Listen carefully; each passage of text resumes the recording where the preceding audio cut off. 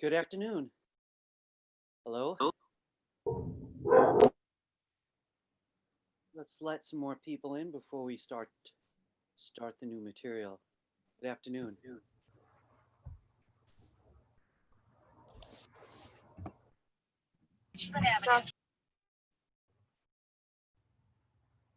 Right. Just letting a few more people in before we jump in.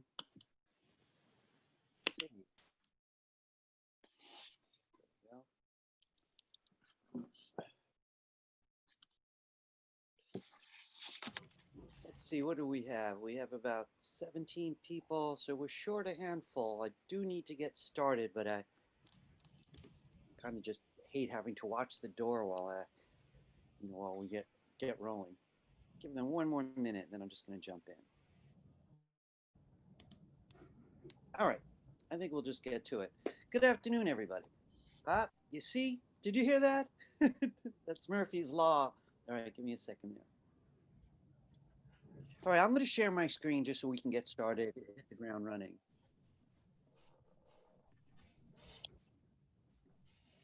Or so I think. All right, here we go. Let's get a look at the handout just to for grounding's sake and make sure I don't forget anything. Second here.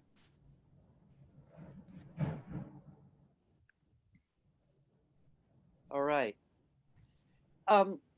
Whenever you're ready, you could download today's assets. I usually wait till that part of the class, just to download my own, but you feel free. We do have assets for a little later today. We don't need them for the first project, so. I do want to mention, though, this bit about tutoring. I'm not sure if I made an announcement last week or not. I've not typically availed myself of the tutoring options at my schools, at FIT or other places where I work. But somebody asked, and I looked into it, and it seemed very encouraging. So if anyone feels like you need more help than I can give you, you should definitely check out this link. They have individual tutoring through Zoom at this point in time. They have other kind of tutoring options like mini workshops on subjects that may include Adobe Illustrator. So anyway, this is available for you. Just click that link and see what there is, if you need a hand, what version of that hand you would like. And I hear it's pretty easy to make an appointment. I don't have much to say about the YouTube list. I put this on each week, basically, just to make sure people stay aware that all the classes are on YouTube. I do want to say a quick word about revisions, and I said this after Project 1, and I'm making a very similar announcement right now, that when you give work in on time, you reserve the right, you've earned the right to do a revision at any point. Now, I've not graded the last project, and I intend to do that on Wednesday. So some people will make this decision based on the grades. Some people know that they didn't do a good job. They saw what everybody else's work looked like. So if you want to do a revision, simply rename your file to include V2 right before the very end, right before the .ai part. So I know it's a version 2. You'll go to our regular folder. Let's see, this is section 101. So you go right to your folder on Google Drive. And then when you're in there, you'll see the revisions folder. So then you could put it right in the revisions folder. If you happen to get it wrong and just put it on the first level in, and it says V2, I'll know what it is. Right, so you'll be okay. Please name it properly. Do your best to get it in the revisions folder. Does anybody have any questions about revisions? No? So again, use your own judgment. You know what I mean? If you thought you scored a B in your own opinion, now you're feeling more inspired, go for it. Use it as a learning opportunity. But as I said, hopefully by next time I see you, we'll have the last project graded, and then people could look and see, judging by grades, whether they want to revisit project 2 or not. All right, I want to jump into the new material, and I think I decided at the last minute I'm going to swap the order here. I want to ask you guys something. And when it comes to gradients, we did radial and we did linear, but have we tried freeform gradients together? I didn't think so. And they're the coolest thing. And it's something you're going to need for this new project for sure. Something I want to hit. But I got another question for you. Last time I saw you, even though it was mostly critique, we squeezed in a little bit of learning. And as I recall, that was the Pathfinder. Did we make a snowman together? So I want to upgrade that. That was obviously a super simple example of what the Pathfinders can do. So what we're going to do is we're going to swap this order up. I want to show you some cool Pathfinder stuff. And we're going to make a more elaborate object using the Pathfinders. And if all goes well, we're then going to use a new form of gradient that you're going to love. It's the coolest thing. And it is very new to Illustrator. Folks like myself have been waiting for this to come out. So this is right on time for you to make the next project much easier. And then I'll talk more about what else is coming up. I do want to just mention quickly about the photos that were due today. I don't expect to get to look at them as a group today, the way that it's going. If anyone wants to show me at the end of the class, just because they'll, find it reassuring to know they work, I could stick around a little bit at the end of the class and get some peeks and just let people know whether they're on target. Were we supposed to put the photos somewhere? No. Okay. No, Annette, it's a good question, and I like how thorough you are. But one thing you should be able to depend on me. I do blow it now and then, but rarely. Usually, if I need you to give it to me, it'll say so in the homework box for the prior week. Often I need you to have stuff available, but I don't necessarily need my own copy. So that's this week. Next week, we're going to get a closer look as a group at where we're at. But about those photos, anyway, as I was starting to say, if anyone wants to stick around right after class, show me a couple so I can, let you know whether you're on target. I'll be glad to do that. If you prefer to send them to my email, a number of people have. I'll get a look at the photos there and send you back an honest response. Right now, we're going to move forward into some art and technology stuff. So we're gonna, as I said, I'm switching up the order here. I want to do Pathfinders first. So could everybody join me by opening Illustrator?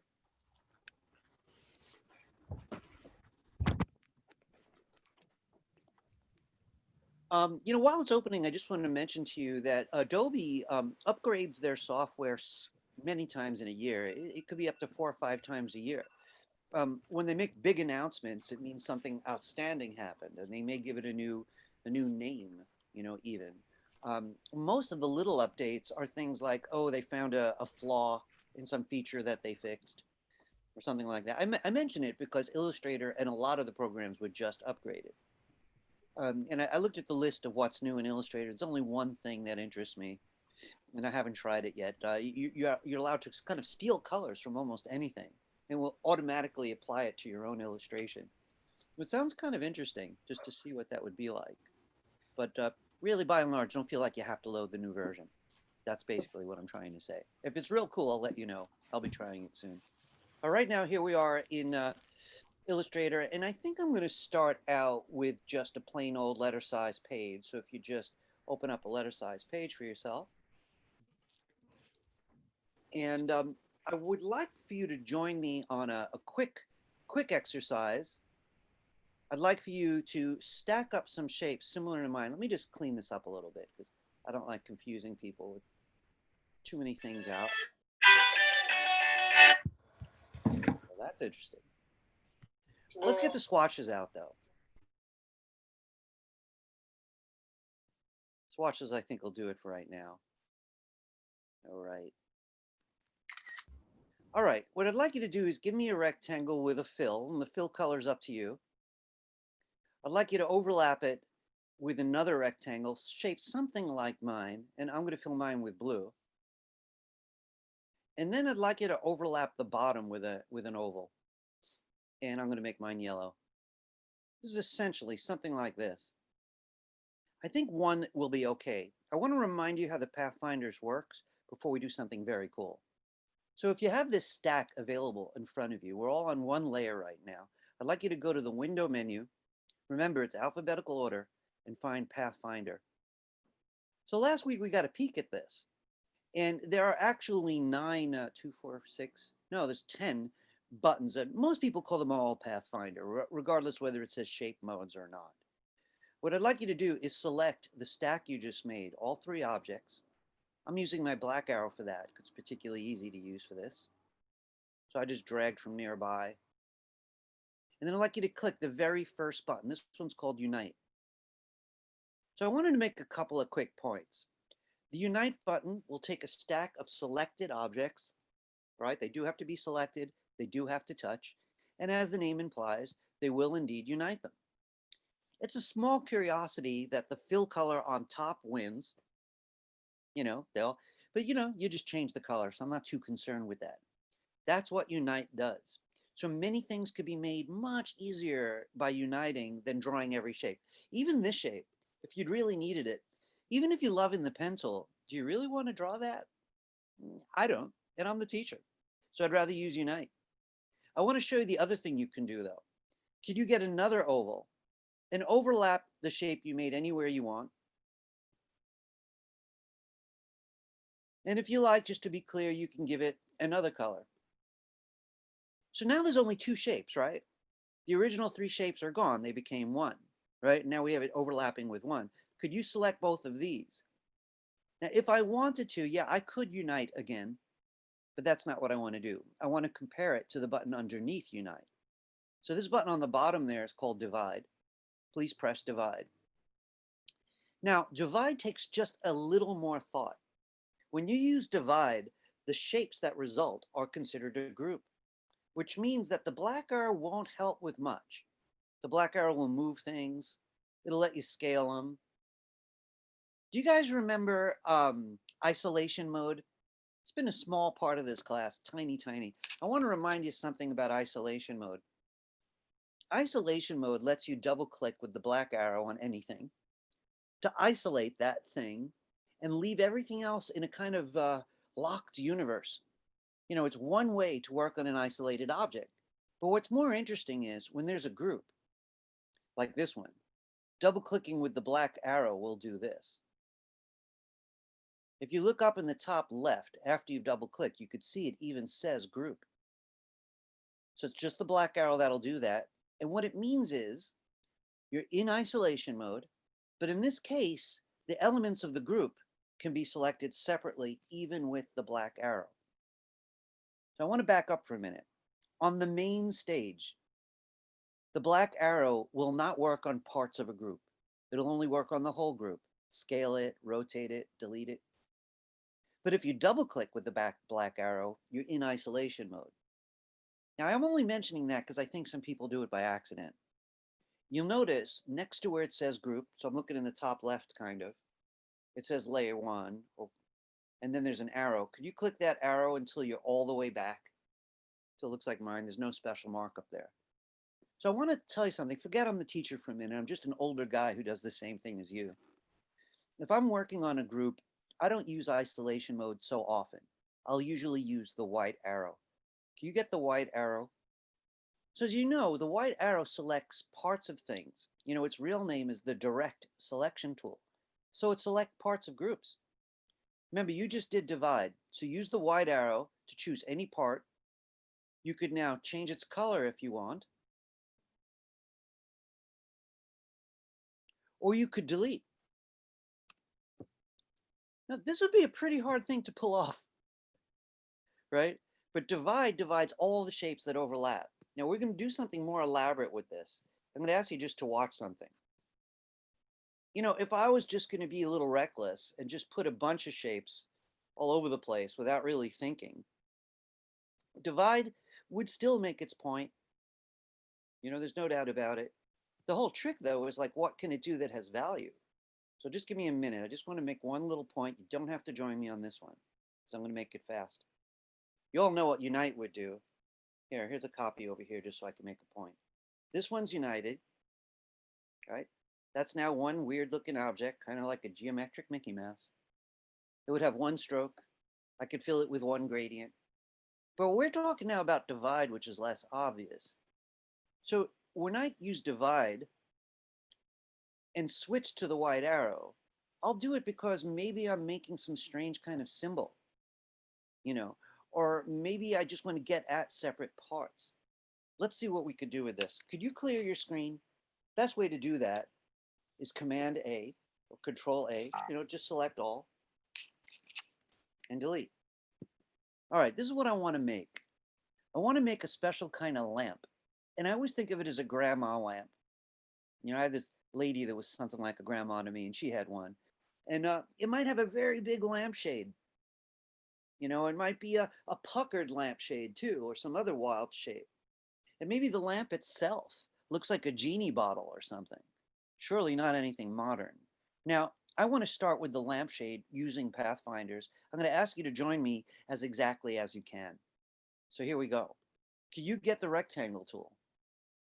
Let me just get this out. And I'd like you to make a fair-sized, oops, wrong tool. The rectangle tool. I'd like you to make a fair-sized rectangle. The color right now isn't critical. You're going to have plenty of time to change it. Now, what I want to do is use Pathfinders to take this and give it this kind of shape where it's puckered in. In other words, it's almost like sucked in. So this is what I'd like you to do next. You have a plain rectangle. I'd like you to get the ellipse tool. And with the ellipse tool, what I'm looking for is an overlapping ellipse along the edge. I'm changing my color just so you can see what I'm doing. Now I'm going to use this when I'm ready, and I'm not ready yet, right, to cut the orange rectangle into the shape that you're seeing now. But I'm not ready yet. So I want you to consider a few things. You can change this shape now if you're imagining a different kind of lampshade, if you could see it. I kind of like this better, so I'm going to keep this change I just made. You can make it wider or narrower. You could move it. We're working on the right side. Now, when you have something you like, the next step is to imitate it on the opposite side. So what I'm going to do is take my oval with the black arrow. I'm on my Mac, so I'm going to hold down Option as I drag. If I was on Windows, I'd hold down Alt. And I want to drag straight across, and it's giving me some feedback with this magenta looking line to show me that I'm in a straight line. It's kind of handy. And I'm looking to be sure that it matches. I'm going to be left with this orangey shape in the middle. If you don't like it, you could move either or both. You do want it to be symmetrical, right? You're just looking for a shape that's going to work as a nice lampshade for you. Can you see the shape in the middle, right? That's all that we're going to be left with. Those ovals we're going to delete very soon. So we're ready for divide. We have to select the three shapes. And then go to divide. That's the button on the bottom, the first button on the bottom. Now remember, I could go to isolation mode if I really want to use the black arrow, but I'm not going to do that, and I don't recommend you do either. I'd like you to, after you've divided, click off of it and get the white arrow. Now with the white arrow, you could take the parts out that you don't want just by clicking and deleting. So we've got a nice shape to start.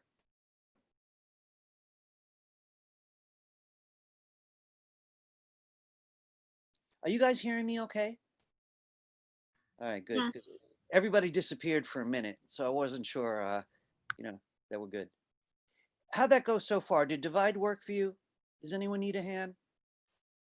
It's pretty easy as long as you remember that you will need to deselect and come back with the white arrow. That's always the case if you're working on a group. The black arrow just lets you drag it around. Professor? What's that? After dividing, would you recommend ungrouping the objects if you don't want to have to do the white arrow every time? That's a really good question. I don't go that road, so I don't really have any good advice for you. Off the top of my head, it sounds reasonable. But, you'll find most of the time it's not going to be worth the time. I'll just switch to the white arrow. Okay, thank you. You're welcome. All right, I want to do something else with you, obviously, to take this further. We need the oval again. And I want you to watch what I'm doing on the top. And then I'm going to make my point. I'm not too concerned with the color of that oval, right? I want you to put an oval, as you can see, that's going to represent the top of the lampshade. And I want to tell you in advance, that's not going to use divide or unite. That's going to be independent. Because if you imagine a light bulb in there, right, that oval's the hollow of the lampshade. It's going to be lit up rather differently. So it's going to be an independent shape. So you're just simply dragging an oval on top, and we'll deal with the color later. The problems at hand are these. 1, I implied that I'm standing over the lampshade, that I'm taller than the lampshade, right? It's not in the air because I'm looking down on it. I could see inside of it, right? If I wanted it to be more my height, I would have to do something like this. make a very, very shallow oval. And that looks like I'm looking across it. You know, and in fact, if I was underneath it, because I was just so short, you wouldn't see that at all. The top would just be curved. But that's not what we want. We want some kind of oval up there. We're definitely looking down on it in terms of how perspective operates. Something like that, or even steeper if you were literally leaning over it to see how the light bulb is. It would look more like that. All right, so please be sure you're making a decision that you could stand by. You kind of like the look of it. All right, here's the next step. The bottom looks completely wrong now. So what I want you to do is take that oval you just made, hold down Option or Alt. I'm using my black arrow again, and I'm dragging my copy down to the bottom. You know, while this is interesting looking, it's clearly wrong. You can't see both the top and the bottom of any object at the same time. You know, not any object built in this way. You can only see one or the other. So I'm going to use that oval on the bottom to actually change the shape of the lampshade. So if yours doesn't look right yet, you know, you could change it in whatever way you need to. But here's your big chance. This one is going to be united in a moment. So the one on top's independent. The one on the bottom is about to be joined with the larger part of the lampshade. So when you're ready, click the original shape, hold down Shift, and click the bottom shape.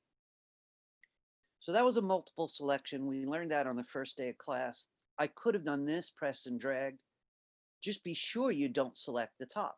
That's the common mistake. Leave this one alone. You want the other two.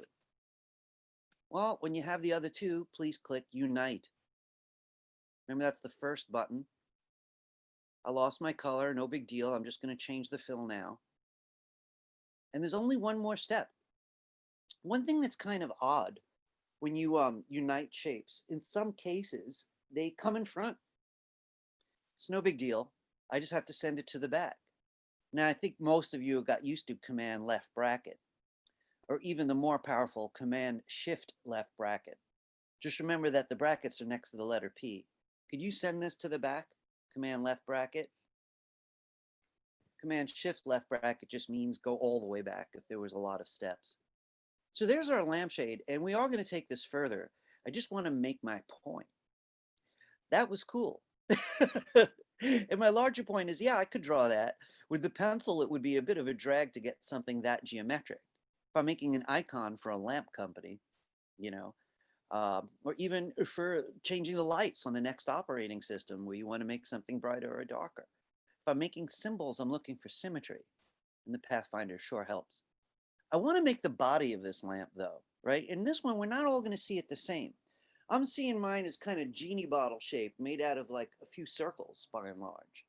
So why don't you join me on something similar? I'm going to get my black arrow, select both these shapes and just move them over a bit. And next to it, I want to start building the body of the lamp. And I'm going to use an oval to start. I'm going to make a wide one that's going to be the bottom. It's a little bit like the snowman. I'm going to stack a few. And of course, I'm going to come back and reorganize if I don't like any. But I want to show you what might help people make these decisions. I'm also going to add a stem with the rectangle.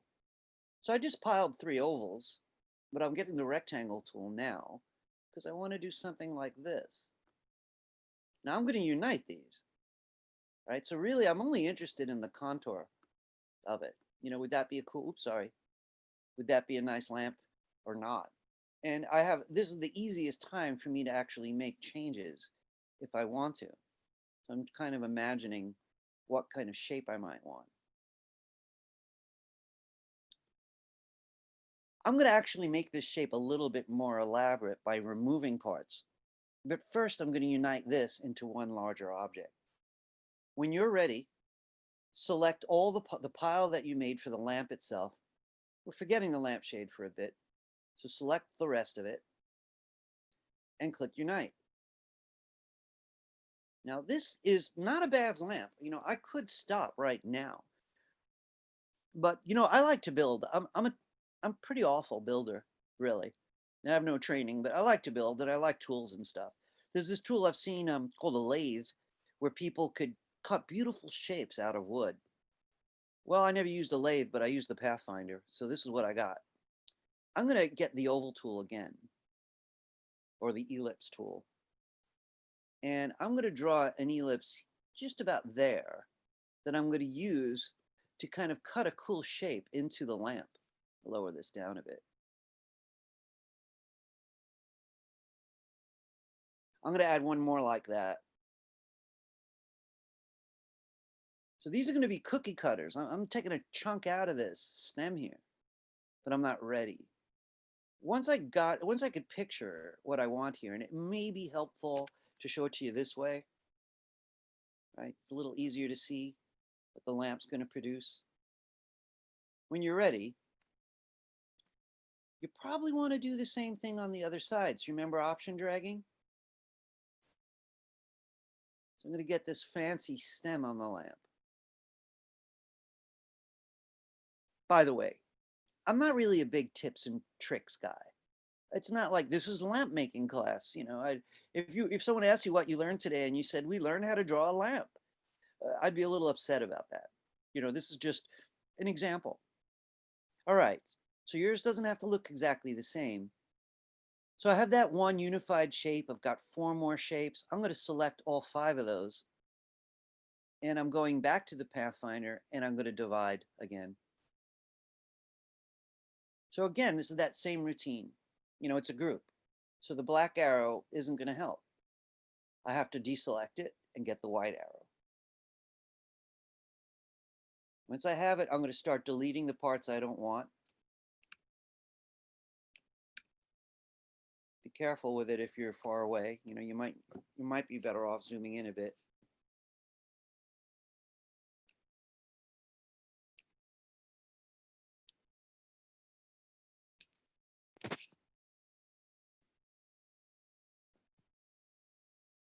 Still going well? All right, cool. Just making sure I get a peek at everybody. All right. Okay, let's put them together. And then I'm going to move on to a different subject. I'd like you to get your lamp, move it into place. And it's okay if some of it's going to get hidden. It's pretty clear that it's in front, right? Because it's the last thing we made. So I am going to have to send it to the back again with Command left bracket or Command Shift left bracket if necessary. And now I've got my lamp. So I just want to point something out about this lamp. I could keep going, right? And of course I could draw stuff on top. You know, they sometimes have these weird tassels and things on these antique lamps. Right now, I'm really focusing just on what one could do with the Pathfinder. We're about to move into a different subject. So I have something I want to say and then something I want to ask. About what I want to say. You know, I got to be honest, not all of us are going to embrace this. You know, I did a lot of illustration before I got into this. You know, honestly, it was a peer of mine. We were both on a very similar level, and we just had different methods. And he was Mr. Pathfinder. And one day I was watching him in a class, and the class would shout out names for companies like roof construction, and then somebody else would shout out oil company, and someone else would shout out, oh, a veterinarian for pets. And within seconds, he'd make these logos, and his main tool was the Pathfinder. By the way, his second favorite tool was the pen tool. The Pathfinder doesn't care where the parts were made. You could do this from any original objects. All right, now here's the question. Actually, it's a question about a question. Does anybody have any questions about the Pathfinder palette for me? Anything you'd like to know about it, or? No, it's pretty clear, right? It's Well, just, yes. I guess I'm wondering what all the other options do. Like, You know, why have them if they're all right. Yes, and you know what? I've got to tell you something. I don't use the others because they're all variations of the first ones. So for example, divide could be divide and remove the object on top, or divide and remove the object on bottom. And so they all have these small variations on how they actually work. And, you know, if you've got the brain room for them, I would definitely look up the Pathfinder, and Adobe would give you an explanation of every one. But I discovered at some point that I could do everything I need with those two. So rather than spend a couple of hours on it, I get to the point with these two. But look, I'm not putting them down. You know, I'm sure they're very cool. You know, there may be faster ways to get to certain things with those buttons than just the two main ones. So yeah, they're both variations on divide and unite. I don't mean to be cheap. It just is a big program and we only have 15 weeks. So I'm really choosing the best of Illustrator is sort of my goal. I got to show you something now, though. This has got to be the best thing to happen for years. And I waited about 1 year to embrace it to make sure it worked right, because not all new tools do. About gradients, right? I want you to join me in a couple of things, right? First off, could everybody click the lampshade itself? So let me back out of that. I want you to get the wide arrow. If necessary, deselect the lampshade, right? So we're starting from scratch at this point. And then I'd like you to click the larger part of the lampshade, just this part right here. I'd like you to check that your fill box is in front. So you got to look at the bottom of the toolbar. And I want to go over very quickly a couple things about the gradients we've been using. And then I want to compare them to a different gradient tool. All right. Well, what are you going to need? It'd be good to have the swatches palette out, but we could probably work without it if we had to. What we definitely need is the gradient palette. So can you go to the window menu and get the gradient palette? So I'm hoping that everybody in here remembers that we usually have two things out when doing gradients. We have the gradient tool, which is on the toolbar on your left, and the gradient palette, which you just got out of the window menu. All right, so here we go. You've selected it already. You brought the fill box in front. You prepared the gradient palette. Now let's get the gradient tool on the toolbar, and I'd like you to just click right inside that fill. Now you might remember that the first kind of gradient we used was called linear. And I want to point out that that's the first type of gradient, and there are three. It's the first type that shows up on the gradient palette. I'd like you to click on the second one, and that's radial. Now I got to tell you something. When it comes to the lampshade, if there's a light on inside there, I definitely want radial, because the light bulb in the lampshade is going to be radiating the light from that central point. This one here might be fine if the lampshade is off. You know, I could start playing games with it. You know, and it looks very nice if it was just like a can of soda or something. But if there's a light bulb inside, no matter what I do with the linear, is going to feel wrong. So can you shift with me to this one, radial? All right, now I want to just take a couple minutes on that radial gradient. Here's what our goal is. We want the middle color, the one that's in the center of the lampshade, to be the brightest, right? We're sensing that there's a light bulb in the lampshade, right? And it's a little fainter on the way out. So the first thing you'd have to ask yourself is, what color is your lampshade going to be, right? So you can decide what is light and what is dark on that lampshade. So I think I'm going to be going with, I'm going to stick with oranges. So I'm going to go with an orange lampshade. So to start my first color, I'm going to double click this white circle. Right? That's one fast way to get to colors. But I want to remind you about something. The black and white gradient uses only black ink. So when I try to change the color, it gives me a hard time. There are a few ways out though. One is to switch to the swatches and pick a color from here. Another one would be to click this little menu in the top right corner of the palette and choose CMYK. I think for this time though, to point out that I could use this color palette with sliders, or this one that looks just like my swatches, I'm going to use swatches. So I'm imagining my orange lampshade, and I think it's going to be brightest in the middle. It might be kind of yellow, so I'm going to start with yellow. I'm going to hit return to accept that for the moment.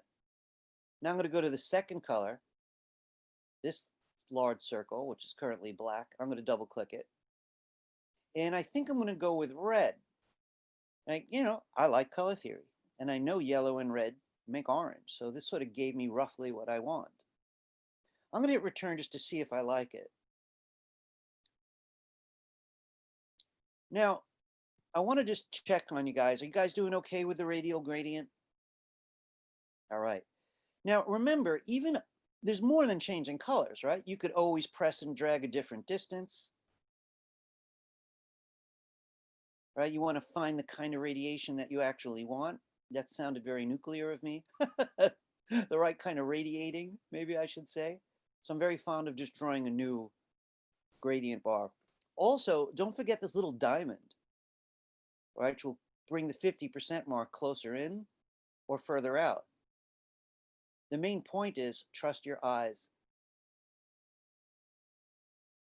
All right. Well, that worked pretty good for the top.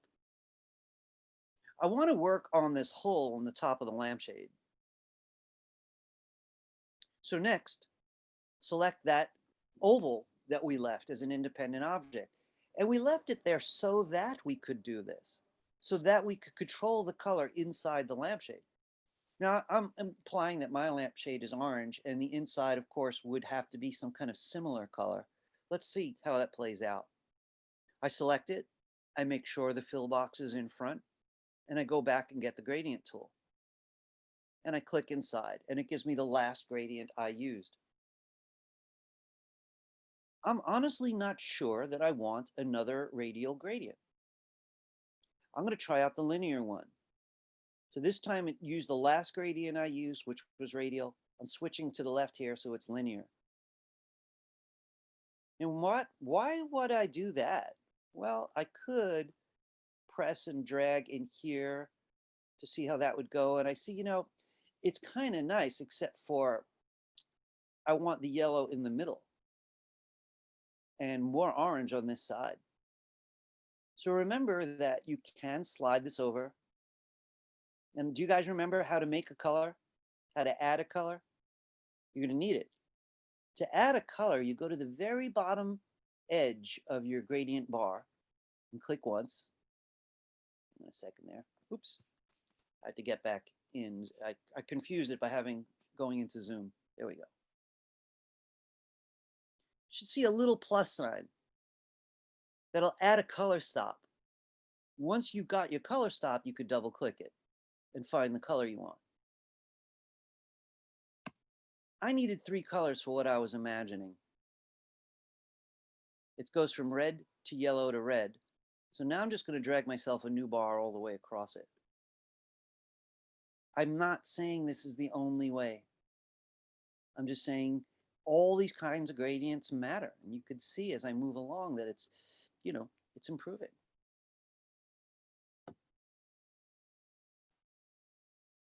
Even if you had no strokes, that should show up well.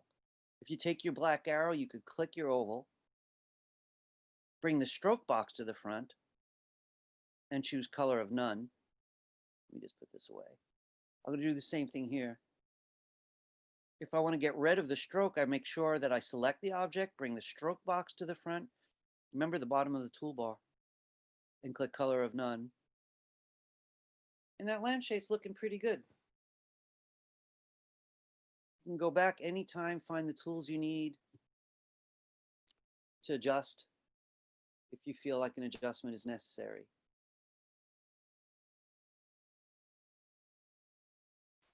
All right. Do you guys feel fairly comfortable with both linear and radial? So look, what I'm about to show you is highly addictive. Right? So I'm going to warn you, I'm pushing the first 2 kinds of gradient because they're clean, they're clear, they're easy to edit. The next one's harder to manage, but awesome for certain things. Let's give it a shot here. Could everybody click the lamp itself? Now, I'd like you to get your gradient tool and make, oh, you see, I'm getting a can't do it sign because I have to bring my fill box to the front. So if necessary, select it, make sure the fill box is in front. We're going to work on a different kind of gradient, fill. then get your gradient tool and click inside. Now, before we make any changes at all, I don't want it to be linear. I don't want it to be radial. I want it to be the third one, the new one, freeform. Give it a second after you click it. It takes more RAM. I'm going to ask you to watch this before you join me, okay? Right, I think you'll learn a lot all at once, but I do want you to watch the first time. This produced certain number of color stops that are free of being radial or linear. And one thing I get to do is move them. So I could move these, I could move them if I want. So I'm going to take a light one and move it toward the top. I'm going to take a dark one and move it to the bottom. If you want to get rid of any, click one and delete it. So I'd like you to start by grabbing the lightest one you could find and bringing it where you think the lamp would be lighter. This is closest to the bulb, so I'm bringing it up top. Let's start with that one. So you take the lightest one you could find. Yours is not going to look precisely like mine. It's a little erratic. So you're still in the gradient tool. You dragged one color stop up. I'd like you to double click it because you want to change the color. Now, before I do that, I want to remind you of a few things. You could do it this way, slider style, or even this at the bottom, swatches style, and you can go back and forth. But the first thing you have to ask yourself is an art question. What color is the body of the lamp? So if it's a green lamp, the light part is going to be lighter green, and the dark going to be a darker green. So I'm going to go with a green theme just to prove my point. So this is the color stop I'm working on, and I'm imagining some kind of light green. And once I have a color I like, I'm going to hit return. So to change any color, double click the color stop, just like you did in the other kinds of gradient. Choose the method you like best and pick the color. I would like you to do one for the bottom. So I'd like you to drag a dark color stop to the bottom. Remember the color of your own lamp and double click it. It's going to be darker down there. And yeah, I know, I don't like, where they are just yet. That's okay. I'm just finding colors. I'm getting started.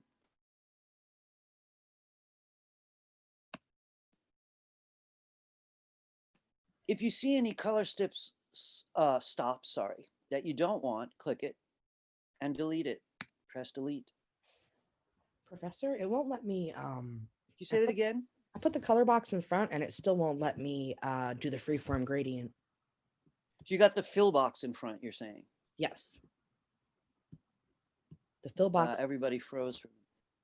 So the object selected and the fill box is in front. Yes. And you have the gradient tool. Yes. I'm going to stop screen sharing for a minute and you're going to turn on screen sharing, okay? Okay. Here I go. I'm stopping mine. It's your turn. I would recommend choosing desktop or screen from the next option. Okay. I was just removing all the other things I have on my screen. Oh, okay. Okay. Illustrator Share. Yeah, you could do that. Yeah, that's fine. There we go. Privacy. Something. Oh, have you never screen shared before? I have, but not on this platform, I guess. Right. So let me know if that's looking very complicated. We could spare a couple minutes. Yeah, it's giving me like a privacy setting. Do you know how to get to that setting? Yeah, I don't really know how to do this. I wish I could help you, but I can't see. Are you on a Mac or Windows? I am on a Mac. You're on a Mac. And did it take you to privacy settings or just asking you? Open system preferences, privacy. No one, what do you not like? Adobe Illustrator is selected, but it doesn't give me any more options. Click the lock to make changes. Okay. It's going to be Zoom that you're going to make changes to, not Illustrator. Okay, I think I did it. Here we go.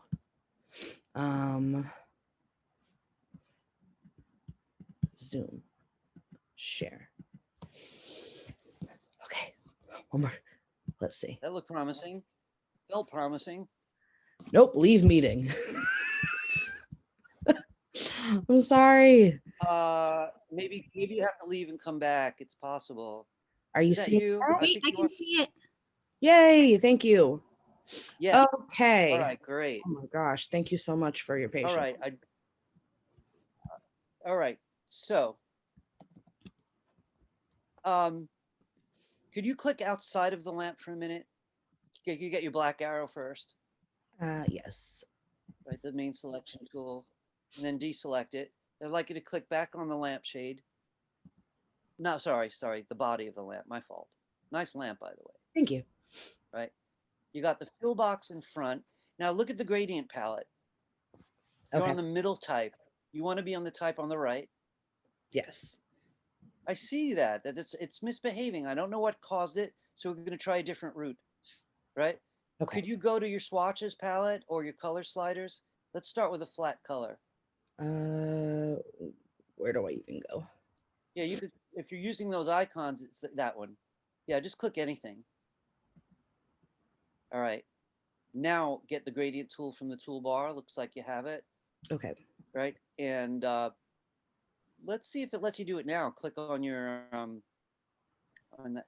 Yeah, I just click on the fill itself. Click on the fill color. Okay. Let's see. Try that. I see it's giving you that you can't do it. I want to. You have these stray anchors that are confusing me on that body, which makes me think that there's something else going on that we're not seeing. But I do want to try one experiment with you because I really don't know what those additional anchors are. Could you go up to your object menu for a minute? Object. Yeah, object menu. Choose ungroup. Ungroup.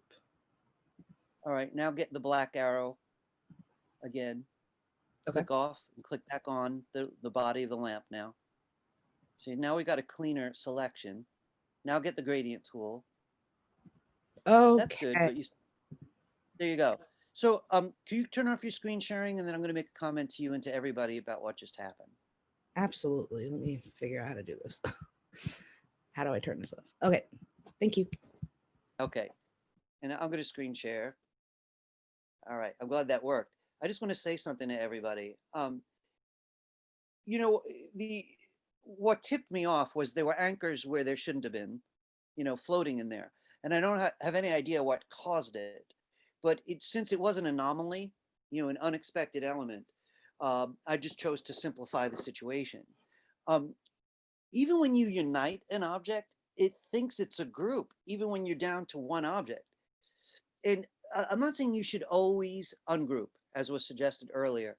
No, not always. But in this particular case, it was just being stubborn, and I had a hunch that it was group oriented. So it looks like you're good now, in short. All right. So let's get back to it. I want to make my main points. To add a color, you click with the gradient tool. To change that color, you double click the color stop you just made. You hit return to accept it. So anytime you want to add a color, you click somewhere in the free, this is just for the free gradient, Freeform Gradient. To change that color, you would double click the color stop and you could change the color. If you don't like a color, select it and press delete. I'm going to put that one back though. Is this behaving so far? So, you know, when it comes to complicated things like a face, which we'll probably do next time, this is great. The human face is incredibly complicated. You know, I got a number of light sources on me right now. You know, there's just all these different kinds of lighting going on. You know, it'd be very hard to model a face like that is either linear or radial. So the first point is, if you can use linear, use it. If you can use radial, use it. If you can't, freeform gradient. All right. I want to mention just one or two other things before we move on. If you select any of those color stops, you'll notice it's got this orbit around it with a black handle. That will let you expand its influence. It's called spread. And it'll also let you withdraw its influence, its spread. It's got a very limited range though. That's its biggest. That's its smallest. I want to show you one more thing, and I got to tell you, it makes me nervous for two reasons. One, it's a little bit harder. Two, it's new to me. This feature's only a year old, and a lot of people like myself have mastered older methods. And also, we were waiting to see if this was reliable. It's passed all my tests, so I'm going to stick my neck out, and I want to show you one more thing. I'd like you to clear the right side of your lamp for a minute. You could just move stuff over.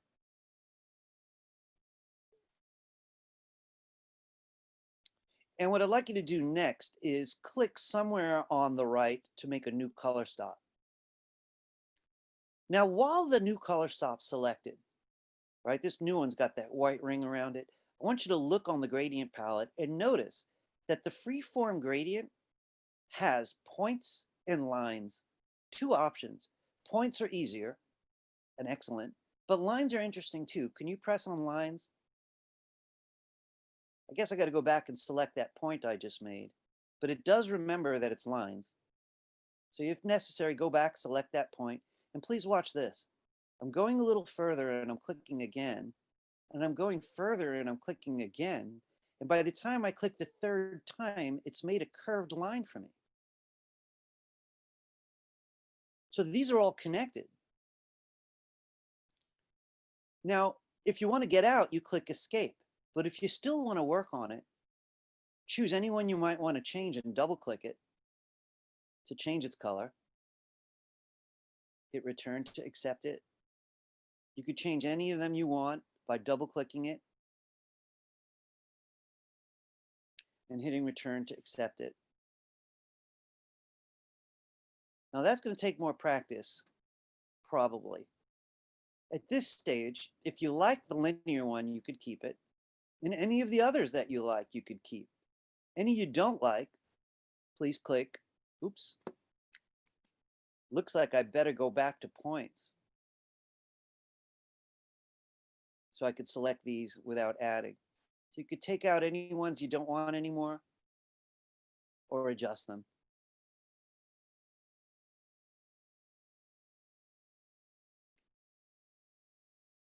Whenever you're ready, you can get the black arrow and click out.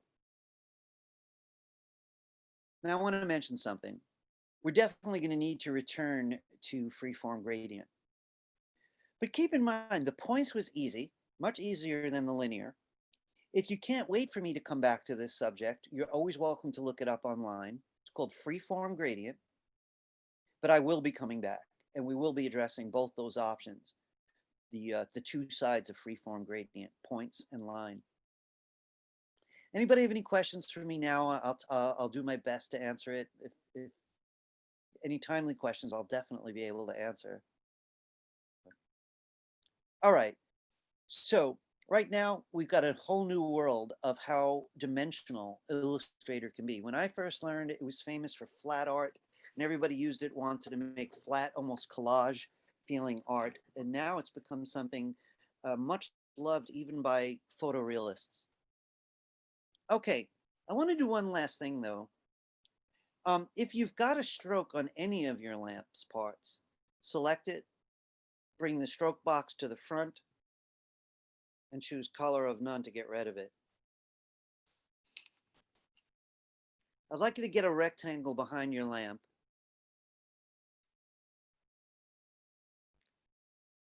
Oh, this happened to me the other day. I hope this isn't happening to you. It's such an annoying thing. This is it's some kind of glitch involved Freeform Gradients. Just give me a second. I have a couple hunches about how to fix it. I looked it up and there's not a lot of information online.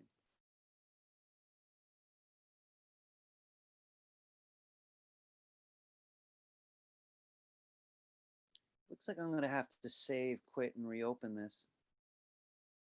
Before I do that, I want to ask you, did anybody else have the same phenomena as me? So something up with my computer, but just this one tool. So give me a minute though. I'm pretty sure I have a fix. I'm going to have to save it so I can close it and reopen it.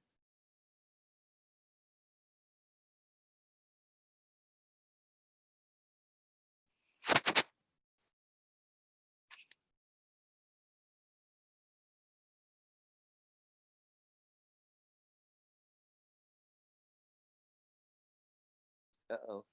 Guys, give me a minute or two to troubleshoot this.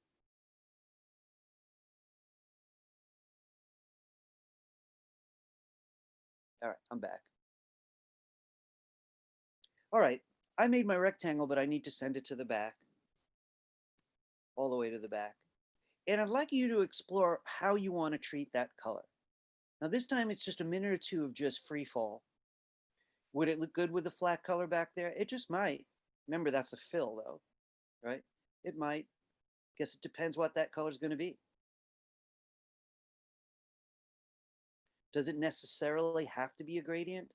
No, it definitely doesn't have to be a gradient. And I'm not even going to say that one is better than the other. I have to really like the way this flat green looks. But again, if you were shooting for realism, then I suppose you would want a gradient back there. So I'm going to get my gradient tool. I'm going to go with Radial. And I'm pressing and dragging out. Imagine what kind of radiating look that would have. But I don't want the same colors again, so I'm going to make some changes. Again, this is really for you to explore right now. I'm not really asking for people necessarily to do what I have, just making a point. It's really all about how all these things relate to each other.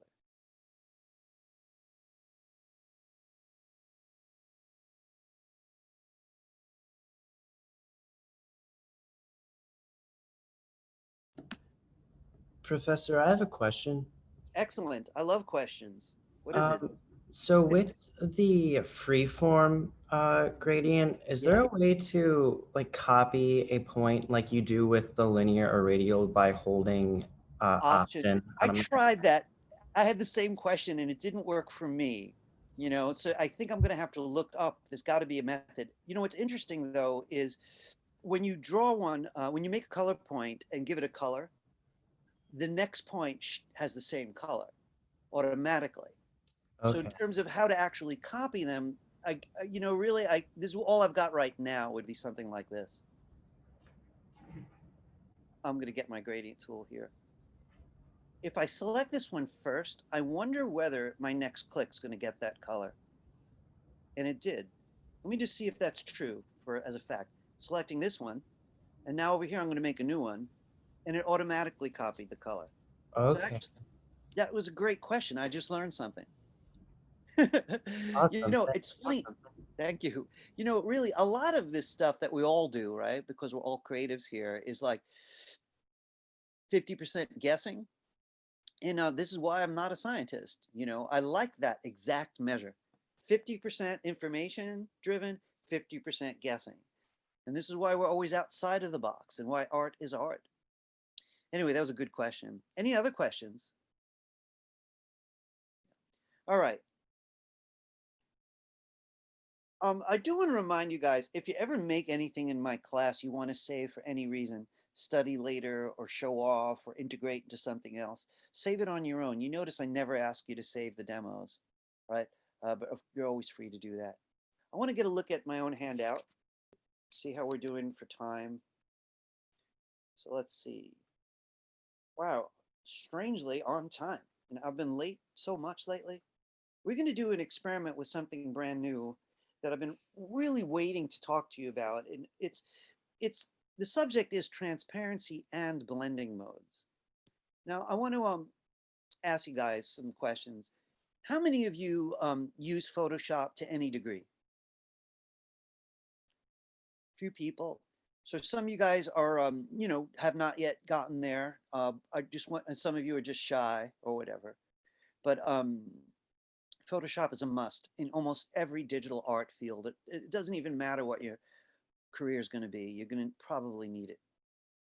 I bring it up because it also has transparency and it also has blending modes. So transparency is like it sounds, the ability to make a color semi-transparent. Just that in Illustrator, you get to choose the object. In Photoshop, you could only choose a layer. So in Photoshop, a whole layer's got to either be transparent or not. In Illustrator, you just pick the object. So I want to make a few points about why I love this so much. And let's use our lamp. Could everybody join me by drawing a kind of random rectangle horizontally right across your lamp. Oh, Noah. Why? Oh, come on. Give me a second here. I have to think on my feet.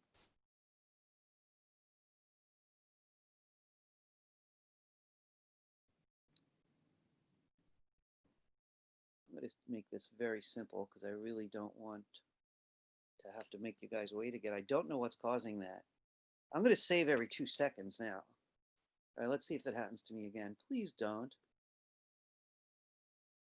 Just checking on something.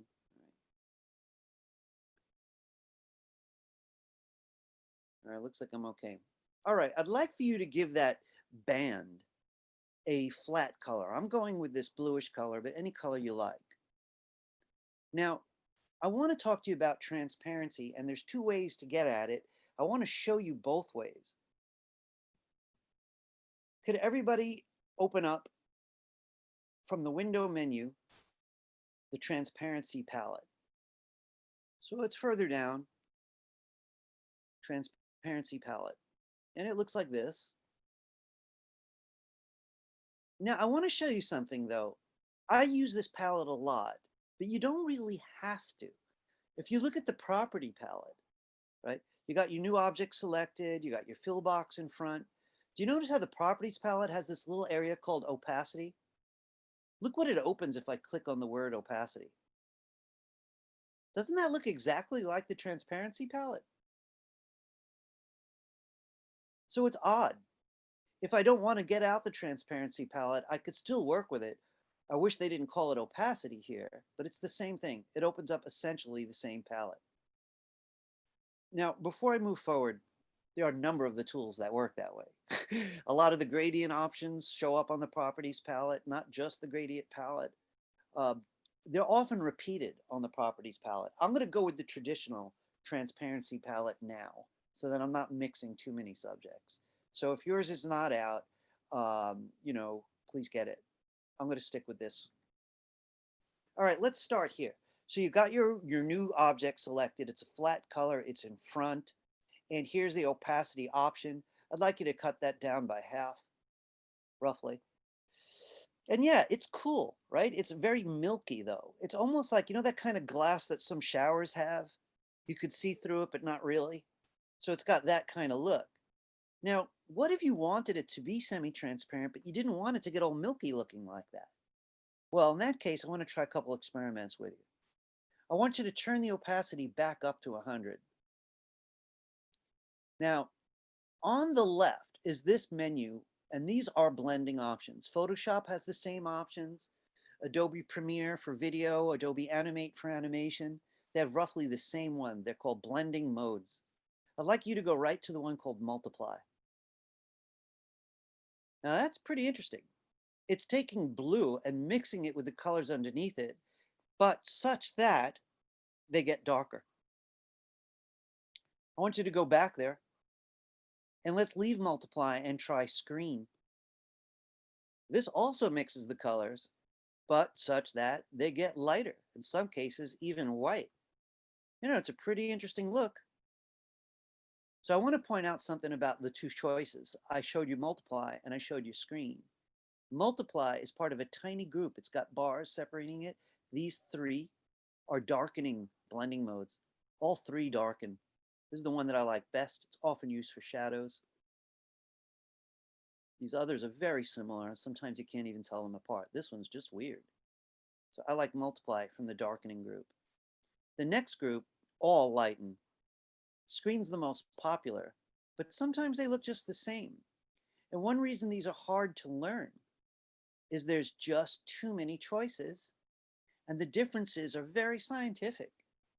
So to make it a little easier, they bunch the darkening ones, and I'm recommending multiply. They bunch the lightening ones, and I mentioned screen. These are harder to describe. There's a little group here: overlay, soft light, and hard light. So here's overlay. And it, you know, there's a difference, kind of subtle. Soft light, very subtle. But look at the blue shadow on my lamp. Hard light, well, that didn't help. So I just want to say something very quickly. This is going to behave a little different every time you use it because it's about the color on top and what's behind it. So those relationships are always going to be different, and they're going to trigger a different chemical reaction from your blending modes. If they ever do nothing, you could try lowering the opacity a little bit to see if it kicks in that way. So mine's on hard light, which is doing nothing. I'm going to lower the opacity down a little. So that's 68% hard light, and here's normal hard light. Yeah, hard light's just not working for me. I'm going to go back up to 100 and leave it. Just a little bit about the rest. The next section here are just too weird to get a description. These are the two oddballs. This is difference. This is exclusion. And again, either one, you could always lower the opacity to see how different that is. What is exclusion excluding? I don't use it much. There's difference. All right, I'm going to come back up. I set it back to 100. These four at the bottom are also kind of sophisticated. They're hue and color are the only two that I use. I want to see if they're going to behave today. So hue casts the blue hue over everything. And that's obviously really helpful, especially if I'm working with a distant landscape and I want it to disappear into the sky. This is color. Pretty much the same in this case. I want to give you guys a little bit of advice about this. So when I learned this, I was like, whoa, cool, but I don't understand it. So I looked it up, and then I understood it even less because the descriptions of what these mean are so odd. Well, this describes this is defined by if the upper pixel is darker than the lower pixel, then the resultant pixel is whatever. You're just going to have to play with it. And I highly recommend exploring multiply, screen, maybe overlay. This last one, color, was pretty cool, but on my combination, I might have just gotten lucky. So you're just going to have to play with it, put a veil. Now look, guys, we're going to have to leave this subject, and we're probably not going to come back very often to this one.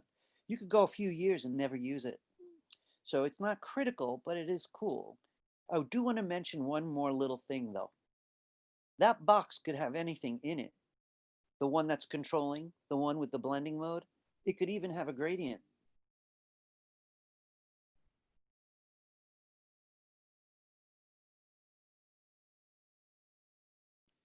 I'm on the color blending mode with the yellow and orange gradient, and man, does that look good.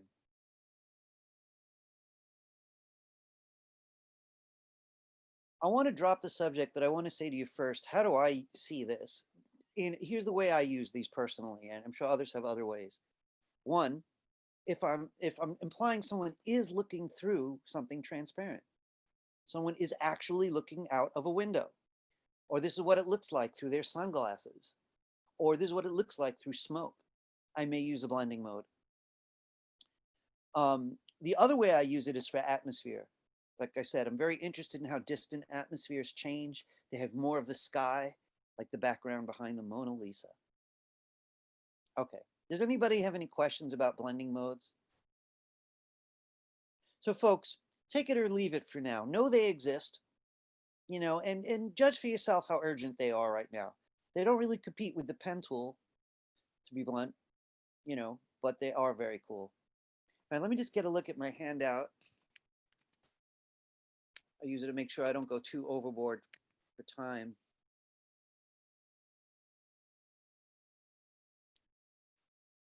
We're right on time for a break. Let's take ourselves a 20-minute break. We're going to resume at 4:40, right? Please don't be late. You guys sort of straggled in today.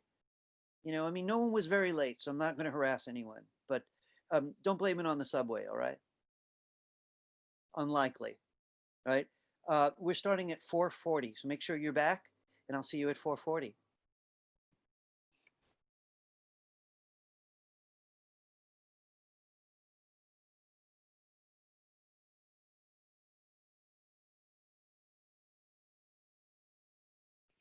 Hello, can you guys hear me?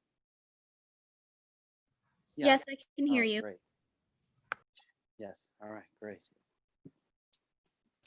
Okay, I want to just wrap up transparency and blending modes by mentioning a couple more small things, right? So I'm going to head back into Illustrator. Let me see, is my screen sharing, resume share. All right, let me just make sure everything's going. All right, well, good. All right. So I want to mention a couple of odd things about what we just did. You know, so what I have here is this, what I call a veil. So I've got this rectangle right now, and mine happens to have a gradient in it. And it's rather hard to tell precisely what's going on with it unless I take a look at the transparency palette. And I could see my gradient box. This is the way it would look if it was set to normal. Hang on one second there. Let me get this over here. There we go. So here's its current setting. Here it is at normal, right? Just an orange box with a, actually I should say a gradient box, right? And even at 100% opacity, I have all these blending modes to get completely different effects. There's multiply, which I mentioned is one of my favorite. Screen, also often used, very popular. Overlay I'd mentioned in passing. And right now I happen to be using color, which I don't use that often. Thing is, you might just forget that you did that and come back later and be a little confused about what's going on. So I want to mention two things. One is this, and I need your close attention on this because this is just not intuitive. And I think a lot of Illustrator users never noticed it because it seems to me to be a recent behavior. I want to double check. If I draw a new object, will it automatically acquire the last blending mode? Because it really shouldn't, and it didn't in the past, but a few times recently, I drew a new object. So let's see what happens. Here's a new object. And sure enough, this one also has the same blending mode, which basically means even if I change its color, this is, hang on a second here. It still has a blending mode on it. And I know that because the transparency palette says so. And if it was over something, I'd be able to see it. So what am I trying to say? And again, this is going to take a little bit of effort. It's a complex concept. Just 1 second here. I'm having more technical issues today than usual.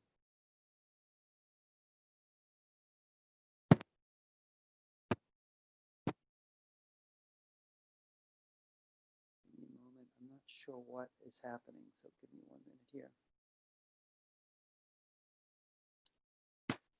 Folks, I apologize. It's just been a day with some weird kind of glitchy computer behavior. Here we go. All right, I'm back. All right. So if you do use blending modes, right, keep this in mind. When you draw a new object and you want to go back to the usual way of treating color, draw your new object and then get a look at the transparency palette. If it says any of the blending modes, you want to go back to normal. So here's the way I'm going to put it when you get used to this idea. I'm going to say blending modes seem to be inherited, meaning that the next object still gets it whether you want it or not. So you have to remember to check. And It's not doing that for me. It isn't? No. So maybe there's some kind of weird preference that I bumped into. I had the same thing happen a few times recently, and I don't want to spend your time on it. So if it isn't happening to you, that's great, and that's the way Illustrator's supposed to be. This happened with this version on my computer, and I have to check, is this maybe it's just an anomaly on my end, right? But keep an eye on it, if you would, Annette, even if it didn't happen this time.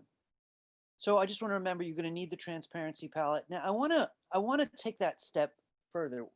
How would you possibly remember? You're drawing like 1,000 shapes for one illustration. How'd you remember which uses a normal blending mode and which uses what?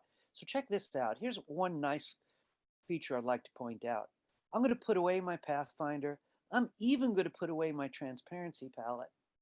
And I'm just going to make a point. I'd like for everybody to take a peek at something I'm only going to introduce today. If you go to your window menu, I want you to open this palette called Appearance. It's close to the top. And you know what I love about the Appearance palette? It knows all. Watch this. With your Appearance palette out, click on any of your shapes, bring the fill box in front, And notice it says a few things. Oh, it's telling me no stroke. I got a blending mode. My opacity set to default for the fill. This is the opacity of the whole object. I could even click this and look what it's going to do. It opens up something that looked just like the transparency palette. So I could change my mind. What I like about this is no matter what you click on, it'll tell you everything you need to know about it. Oh, this whole object is not in a default mode, it's in color mode. I could click even if I don't have the transparency palette out. I could come here, change it back to normal. The appearance palette will come back in this class. I'm only mentioning it now because we're starting to get into thicker places, deeper water. This is one way you could click on anything on the page and find out, did you lower the opacity? Did you switch into multiply? And no matter what it is, by the way, if you see two of these, one of these is just for the fill. This is just for the stroke. This one on the bottom is for the whole object. You could always click here, make whatever changes you want. Guys, we have something bigger, and I hope you're not feeling, I hope I'm not doing too much today. So we focused mostly on freeform gradients, and that is the big thing of the day. And we will keep coming back to that subject. We talked a little bit about transparency and blending modes and saw some examples about what they can do.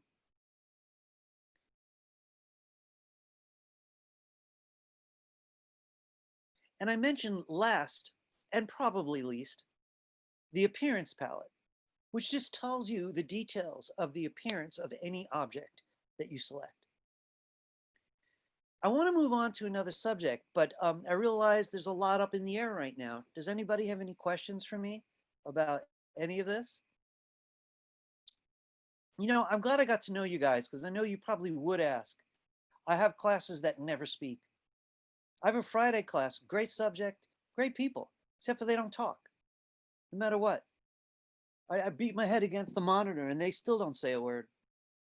But it's Friday, they got to be tired. All right, let's come back. I want to get a look at the handout and tell you what's coming up next. I want to get busier with the pen tool, and I want to say a few reasons why. So we've done straight lines and everyone found that easy. We did continuous curves. Those are the ones that never change direction, and most of you found that easy.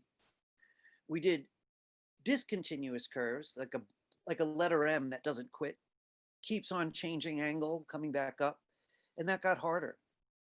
But we really wanted to get to that place where you could draw with that pen tool anytime you want. So if you didn't get today's assets, well, you know what, let's wait. Let's do one quick thing with me before we get there. Can everyone return to Illustrator? I want to do a fast warm up. We actually have the time today. So open up a new document. And I actually want a horizontal document. So even if we're going to use letter size, which is fine, I'd like you to click over here. She'll just swap the numbers around, put them on his side. This is the landscape orientation button. This is upright. So I'm just using letter size and I set it to horizontal. Please click create. All right, I want to remind you of a couple things. Just join me in this exercise if you would. We're going to do a couple of very simple ones fast and then do something harder. All right, I'd like you to find the pen tool itself on your toolbar. And I know our arrangements are not all the same. I'm talking about the main pen tool. So that's just the letter P if you wanted to find it quickly. Right. Now, the thing is, though, now you know where it is, I'm always pushing this idea of clicking the white arrow first. So I'm going to ask you to do that. Click the white arrow and go right back to the pencil. I'm going to remind you about why. But the next thing is check your colors. You click the white arrow, you get the pen tool, and you check your colors. And what do you want? Most of the time you want your fill off and some kind of stroke turned on. So I'm looking at my fill color and it's white. That's going to be hiding the lines as I make them. So I'm going to click the fill color box and then click the color of none. You want to see that red slash in it. I'm at the bottom of my toolbar right now. Make sure you do have a stroke color. All right, let's do a couple quick experiments. All right, I want you to click and release, click and release. Make yourself 3 lines, but don't close the object. Now, if your lines are curved, you already did it wrong, and you should Command Z. Do not press and drag. Click and release till you have 3 lines that are connected. Remember, a press and drag is going to create a curve, so you want to be very careful. Could you hold down the Command key or Control if you're on Windows? Move any of the anchors, then let go of the Command key. And notice, it knows where you were left off. You made changes, but you could continue. And why not continue it a little bit? Still don't close it. Whenever you're ready, whenever you want, you hold down Command or Control, and you can move anchor points without any worry that the program doesn't know where you left off. As soon as you let go of Command or Control, you could come back and finally close the object. So I want to make a point before we go to something much more elaborate. If you did not click the white arrow before you used the pen tool, that wouldn't have worked. The Command key or the Control key would keep getting you the black arrow, and the black arrow can't select anchors. So it would just keep deselecting your object or reselecting it. Then you come back to try to finish it, and the pen tool wouldn't know where you left. So there are other ways to do this, but I'm sticking with this one, right? This one really gets a lot of mileage. So click that white arrow before you use the pen tool. All right, I want to move on to the next demonstration. Could you select all and delete just to clear the stage out? Clear your screen. Now this time, what I want you to do is this. I want you to click once, go ahead and make a second line. Now what would happen if the next time you didn't click, you pressed and dragged? So I want you to, on your third click, press and drag. So if you missed my point, click, I'm straight. Now here I'm ready for a curve. I press and drag. Now the thing is, how is that going to react? If I press and drag somewhere else, go ahead, try it. Press and drag somewhere else. That new curve is made by this anchor and the way you pulled, and the last anchor and the way you pulled. The thing is, how do you switch freely back and forth? Now this is really where I want to go today. I want to push on you a different method. And I think we've talked about it before. I've nicknamed it the sprout method. But I want to tell you why I believe in it and what I mean by that, because it's been a little while since we tried it. With the sprout method, I always could easily keep track of if the next line is going to be a curve or not. So watch this. I'm holding down Option right now on my Mac, but I'm not going to move the handle or any handle. I'm going to sprout a new one right out of the anchor. Now I'm telling it I want a curve and I want it heading this way. So when I move on to the next anchor, I pull, and sure enough, it is a curve. So basically, I could ignore this handle when I move forward. I could hold down Option, sprout a new handle that says where to go. I'm going to tell it to hug this line. Watch this. See, this one's pointing in the wrong direction. If I wanted to hug this curve, I got to get this handle down here. The Option key lets me drag it, and if some of you still like that method, you could use it. I like the sprout method more. I hold down an Option, I go back to the anchor, and I say head this way. So I could move on from there, and I got the curve I was after. I want to show you something more elaborate with the sprout method of the pen tool. Can you clear this? You know, in fact, we need two things. If you don't have the assets yet, please get them now. So you can get that from the home page, if you prefer. Hang on a second there.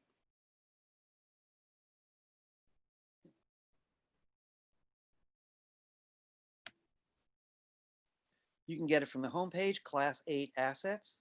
If you already have the handout open, you could also get it right from the handout.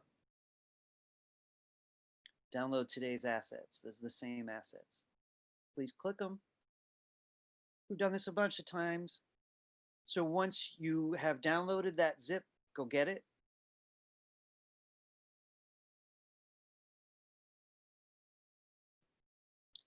And last but not least, I always encourage you to move the assets into a place that strikes you as a good place for them. I don't see downloads as a good place to keep stuff, you know, but you can. I'm going to move mine to the desktop, which is what I've done every time I've downloaded assets. I'm going to take this, drag it to the desktop, and then go there to get them. Class 8 assets.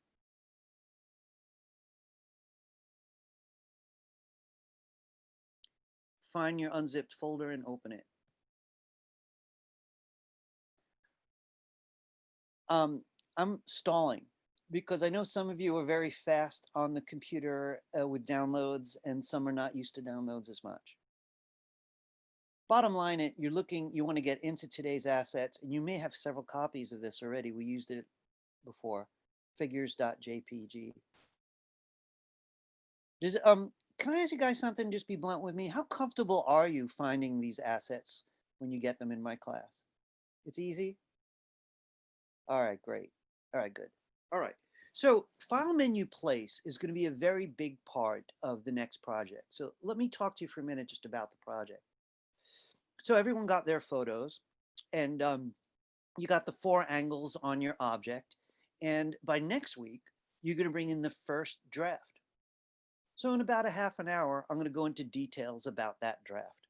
But for now, what I want to say is when you're ready to draw one, you have to place that photo in the Illustrator file, lock the layer, and draw something over it on a new layer. And since there are 4 photos, that means you're going to have at least 4 separate layers with your photos, and probably at least another 4 with the drawings. It's probably going to be 8 layers or more. Could we make separate artboards for those instead of having it just on one artboard? You know why I wouldn't do that? The final project is it arranged on one page, just like in the samples. So if you do it on 4 artboards, you can have a hard time moving them back into a singular design. So I wouldn't do that. I have another quick question. Was there a Google Doc that we were supposed to submit our The photos? Yeah, I didn't No, find. did you miss the beginning of class I today? may have, yes. If you did. No. So one thing that, I made one mistake this semester, so I have to now own up to it. So I'll instead of 100%, I'm going to say 99%. You could always trust the box at the end of the handout. If it says bring stuff to class, just have it available. If it says to give it to me, it'll tell you how. But I don't mind you asking. No, I just wanted you to have them with you today. All right, thank you. You're welcome. All right. So we're going to need a different shape and all for this. We're about to place this. So let's go back to Illustrator and open up a new page. File menu, new. Letter size is perfect, but I do need it to be upright. You know, by the way, some of you have probably messed with this little menu here. Whether you're in inches, points, or pixels, doesn't really matter. If you're choosing letter size, they are going to be the same size. But I do want it vertically, so that's 8.5 wide, but it's taller, 11 inches tall. Let's click create.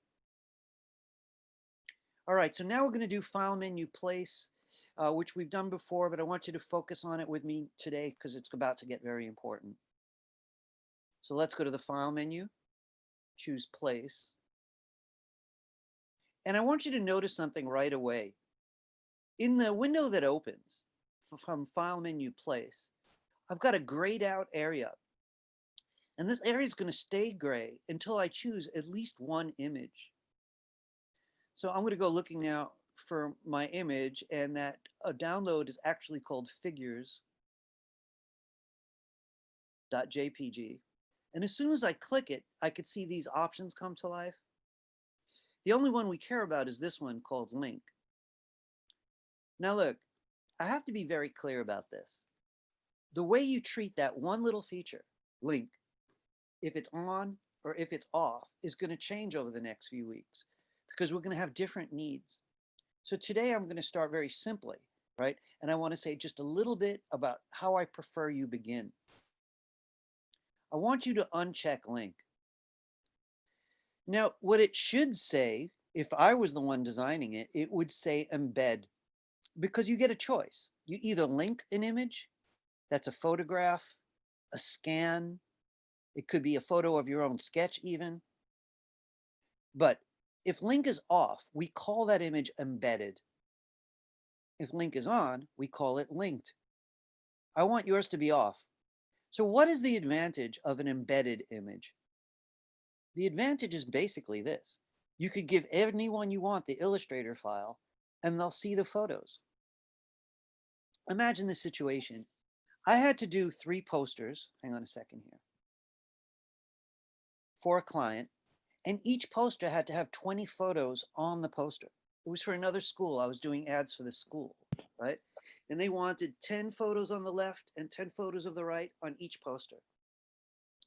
Now, if I unchecked link and I gave you that .ai document, all 20 photos would be in it. You wouldn't need the photos. They'd all be in the Illustrator file. So if you uncheck link, it's easier to travel. You follow me? If link is on, that means you've linked to external photos and you have to travel with them. In that project of mine, it was 20 photos for each poster. It was huge. So, Professor, Yes. I'm on a Windows computer, and when I place an image, I don't have that option. You So, don't? do you know what it does? Really? Wow. I'm so I'm glad going you to double mentioned that. You check know, right now, but I'm pretty sure I did not see that. Juliana, can you double check right away? Yeah, Because I'm doing it that's right now. important for you to know. Who else is on Windows here? Anybody? Okay, I do. It's in a very weird place, but I did find it. Where is it? It's like, so, okay, so if you're looking at the pop-up menu that you have on your screen, it's kind of where it says favorites, it was kind of around there, which is odd. Odd. All right. Well, as long as you could find it. So today we're working with link off. And I'm definitely want to keep my eye on this because it's going to get more complicated. Folks, I don't like the boring part of my class. I like the drawing, but it is something boring and essential. If you do uncheck link and you bring in really large photos, you have no idea the settings on your camera. You don't know that they're each like 500 megabytes. The Illustrator file is going to get slower and slower. It's going to be harder and harder to use. Now, we really don't have time to make trips to Photoshop as a group and control that. So what's going to happen is this. I'm going to recommend you uncheck link. Next week, you're going to tell me how that went. And then when 3 or 4 of you say, my computer got really slow, we're going to try the other route and compare it. This route is more convenient, but it might slow down the file. The other one is less convenient, but it speeds up the file. All right, so today we're going for convenience in terms of an easy to travel with file. So link is off. All right, let's click place. I'd like you to click in the top left. Notice it says 1/1 because you only chose one image. If you had chosen 20, it would say 1/20. But let's click here. And we've got the image. And if you want to move it a little, you can. And then I'm going to ask you to get your layers palette out. Window menu, layers.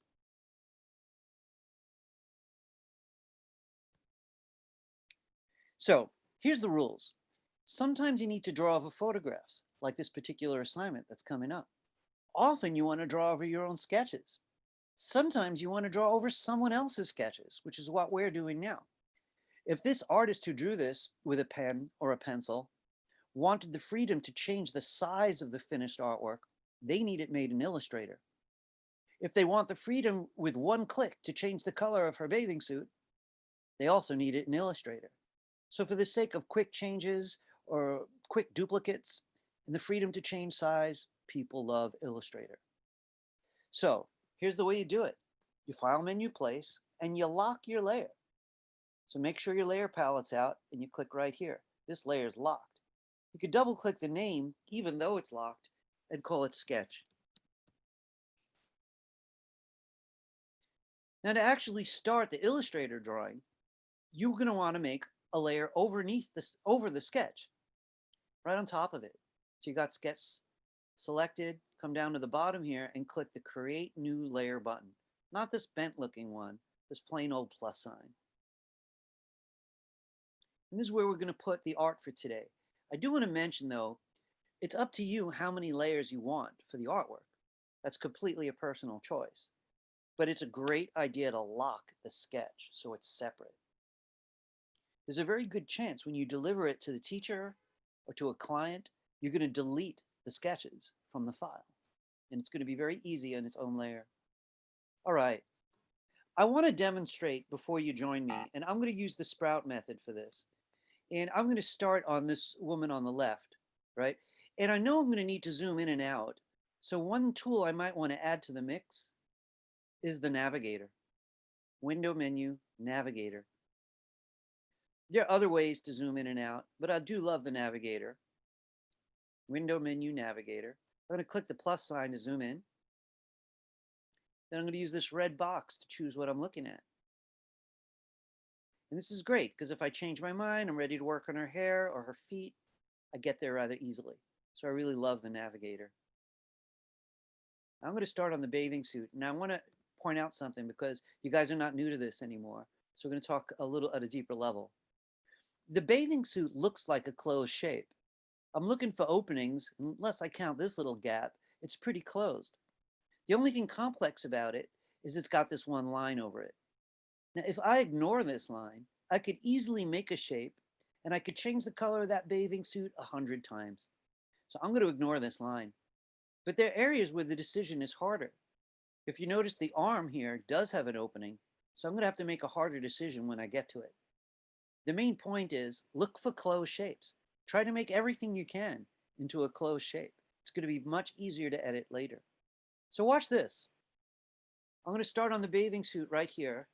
So I click my white arrow, I get my pen tool, I check my colors, and it's lucky that I did because I don't have a stroke color. I would have been painting with invisible ink. I'm going to turn off the fill, get the stroke in front, and pick a color from anywhere. In fact, I'm going to use a different color so it's easy for you to see what I'm doing. All right, I'm ready to go. So watch this.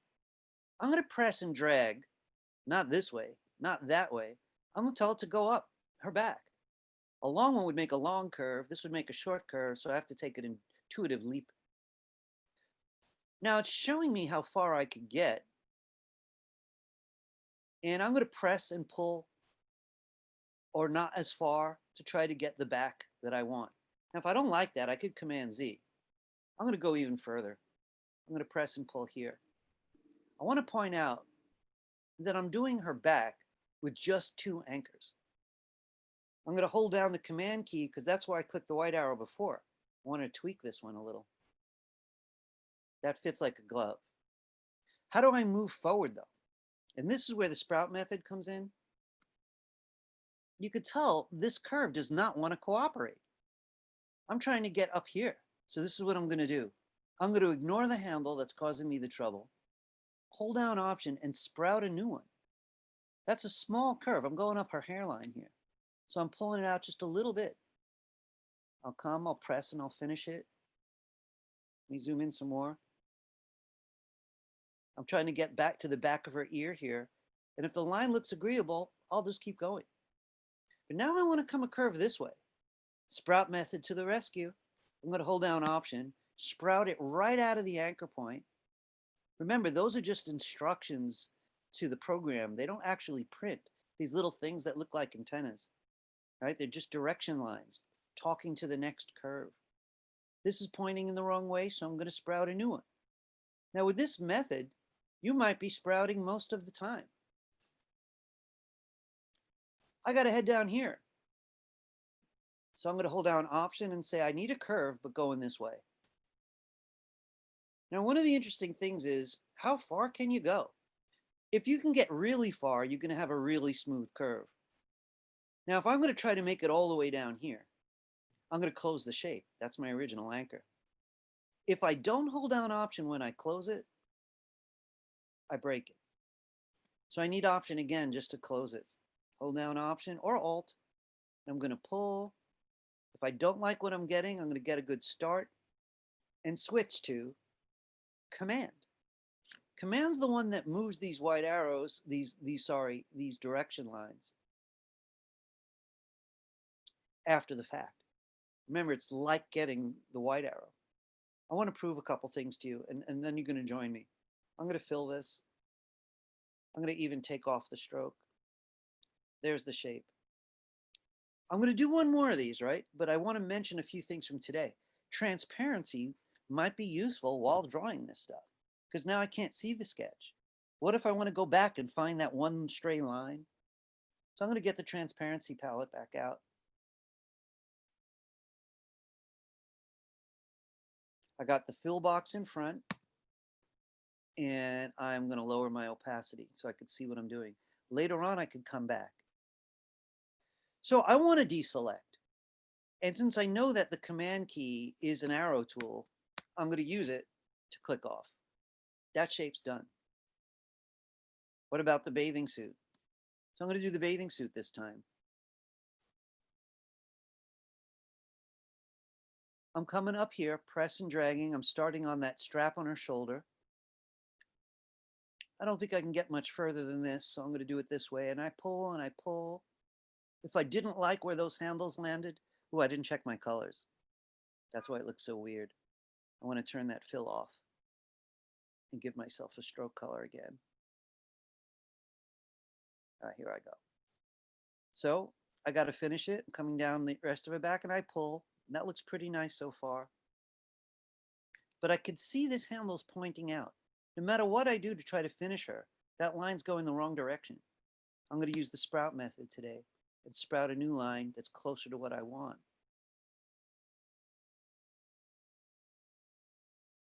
So I sprout a lot. Here's another one. Now, at this stage, anytime you want to join in, you join in. I'm sprouting all over the place whenever I see that the line is wrong. But I could always start the next curve quickly. I don't even really have to look at the existing handle at any point if I'm confident that my guesses, my intuitions are better. This is pointing completely the wrong way.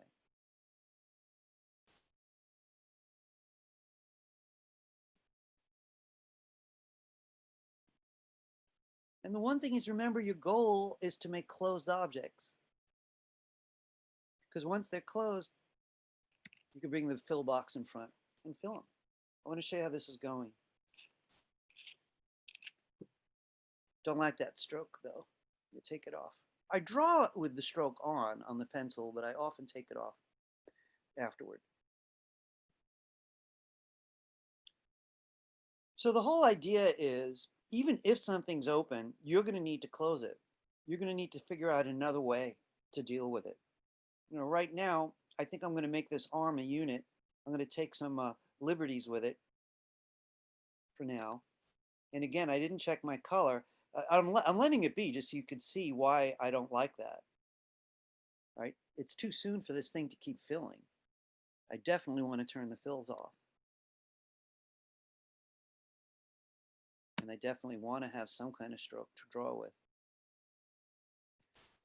The point that I'm making now is all about how you start the next curve. And it's pretty intuitive, and it takes a while for it to get intuitive, really. You know, it's not a logic thing. This line's pointing the wrong way, though, and I want to come back down. So I'm going to have to sprout.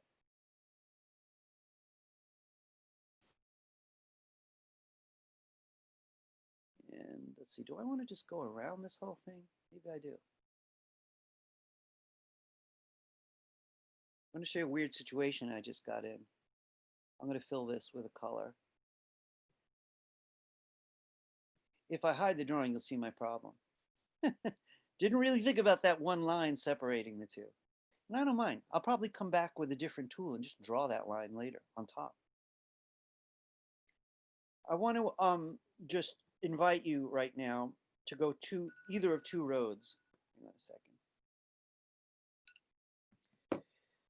If you'd want to just dive in, take on one of these figures now, you feel like you got enough, you can't really learn more from listening, please just draw, right? See how far you can get with one of these figures. If you'd rather watch me for a few minutes more, you can.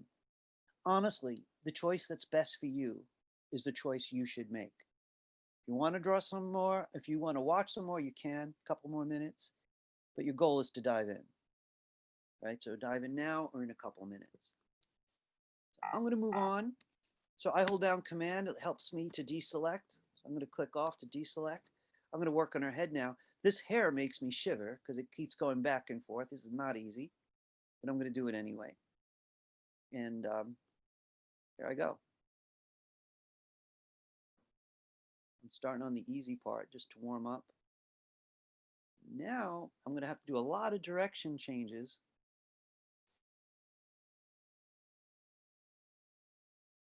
If I want to be loyal to the hair. I keep on forgetting to check colors today. I have to do this awkward move.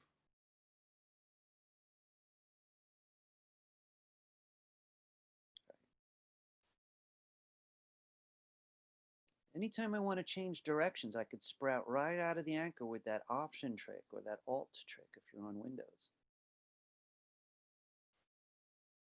And I'm interpreting this person's sketch. You know, it's part of the job. I'm changing directions again. More than that.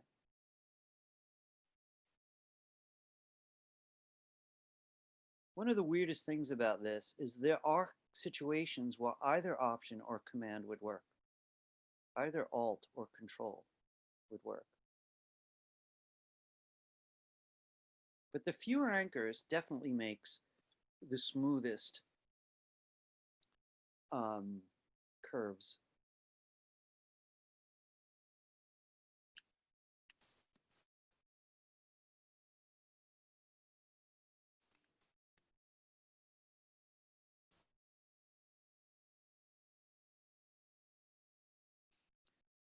I'm going to do her hair, but I'm going to be very tricky. I don't really want to have to draw these zigzags again.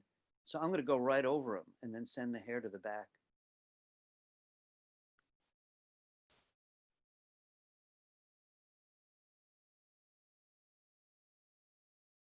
I'm not really thinking about the lines in the inside. I'm dealing with contours really. Keep making the same mistake about not turning my fill off.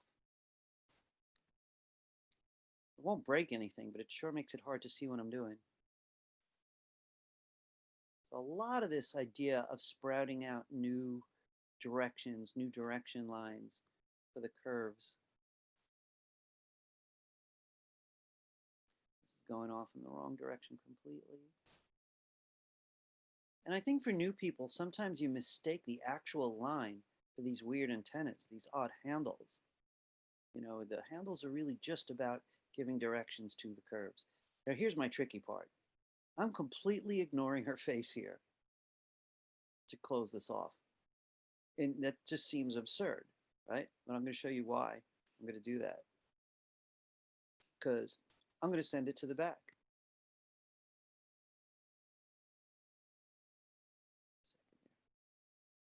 One second.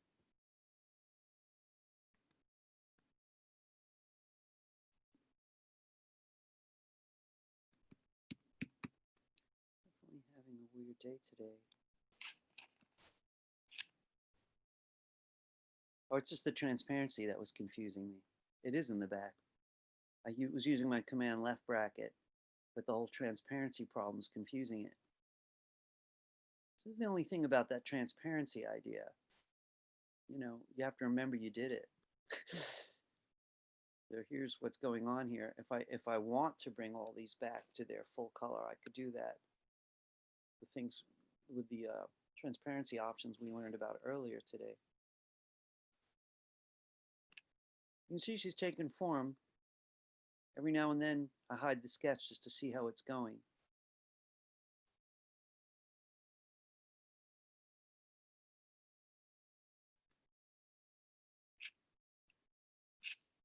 And I really don't mind if you're focusing on yours, especially if you're starting to feel it.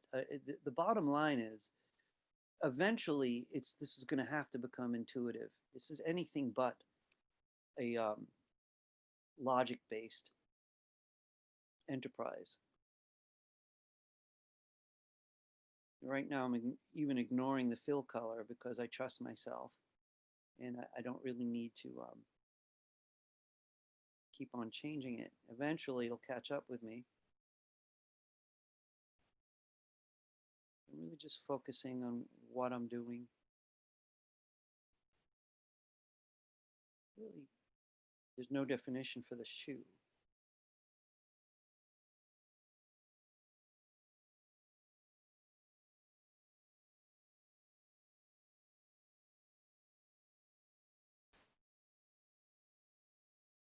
And always hold down Option or Alt when you're closing off a curved object.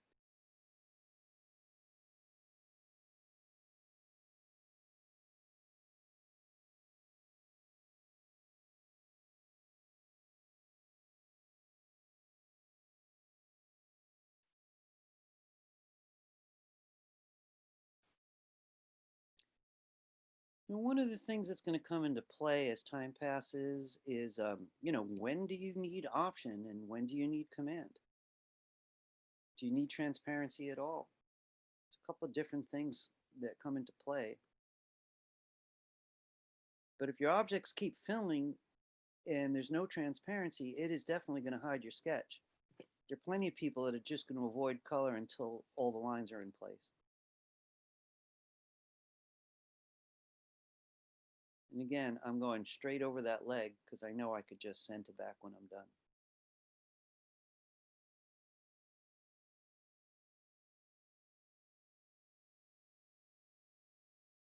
So this is in the wrong place, but I'm going to send it to the back.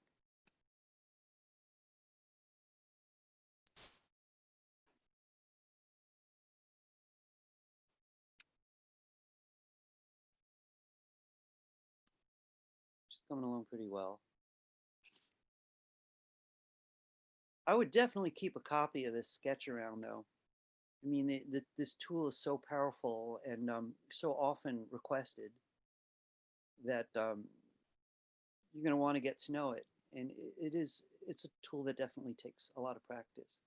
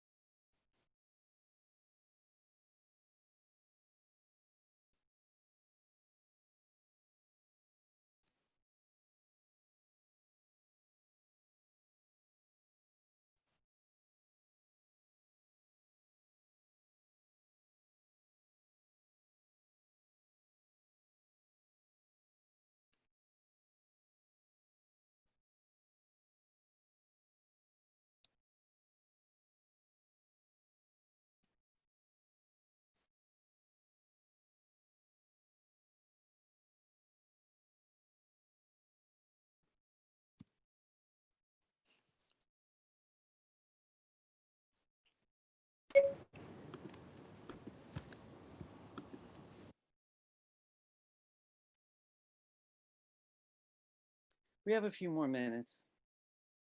So I'm just talking in the background while you draw. The trick with this one is keep your head. If it's going well, of course it's easy to keep your head in, but it won't every time.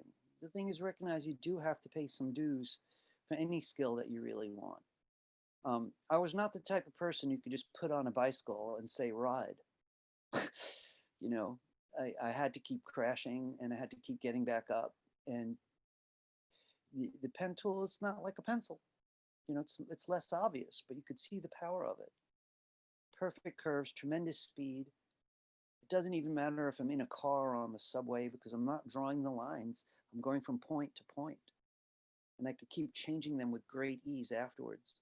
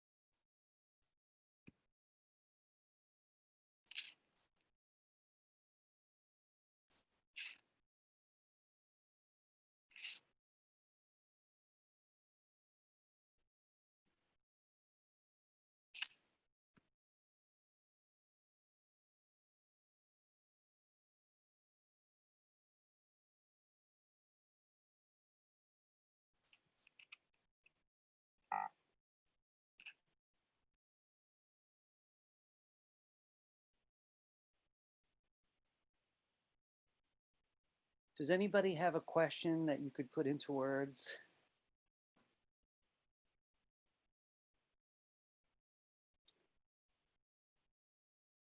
People look very concentrated. I admire that.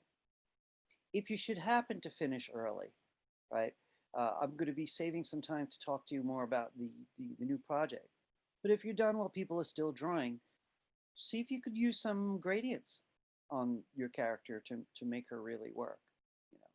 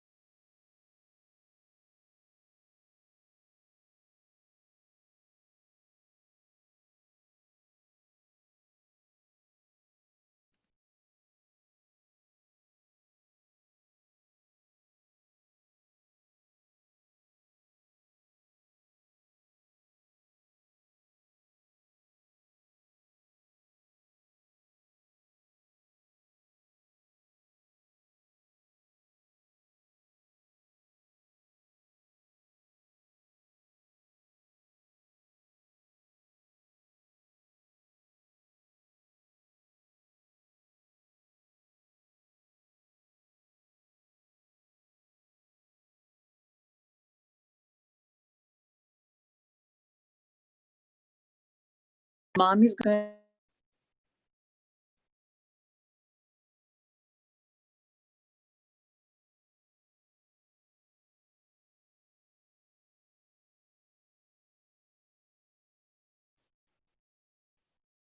And on and on.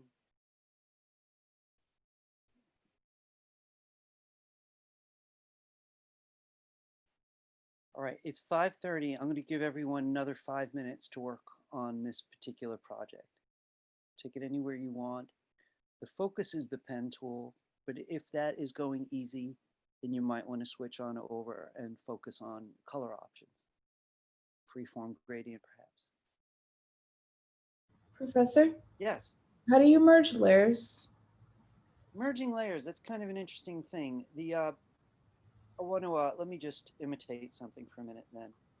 I currently only have these 2 layers. I'm going to make another layer. Oh no, not now. Why does it keep doing that? What doesn't it like about me just making a box?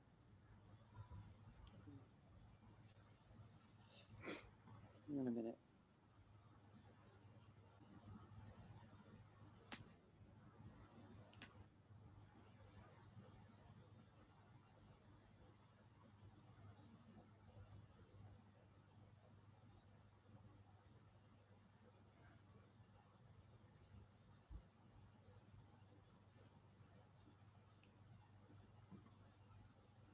I don't know what's causing it.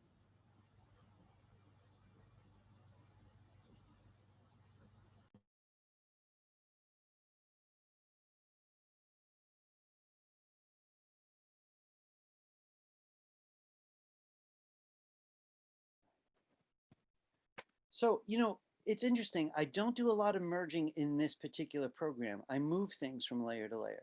But it's a good question. So I want to take a quick look here and see if merge down is available like it would be in Photoshop. Flatten artwork makes it 1 layer. That's not what you really want.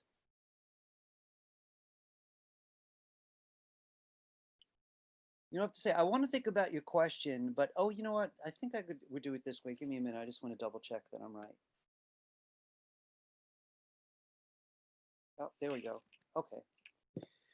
All right, Annette, select one of the layers you want to merge.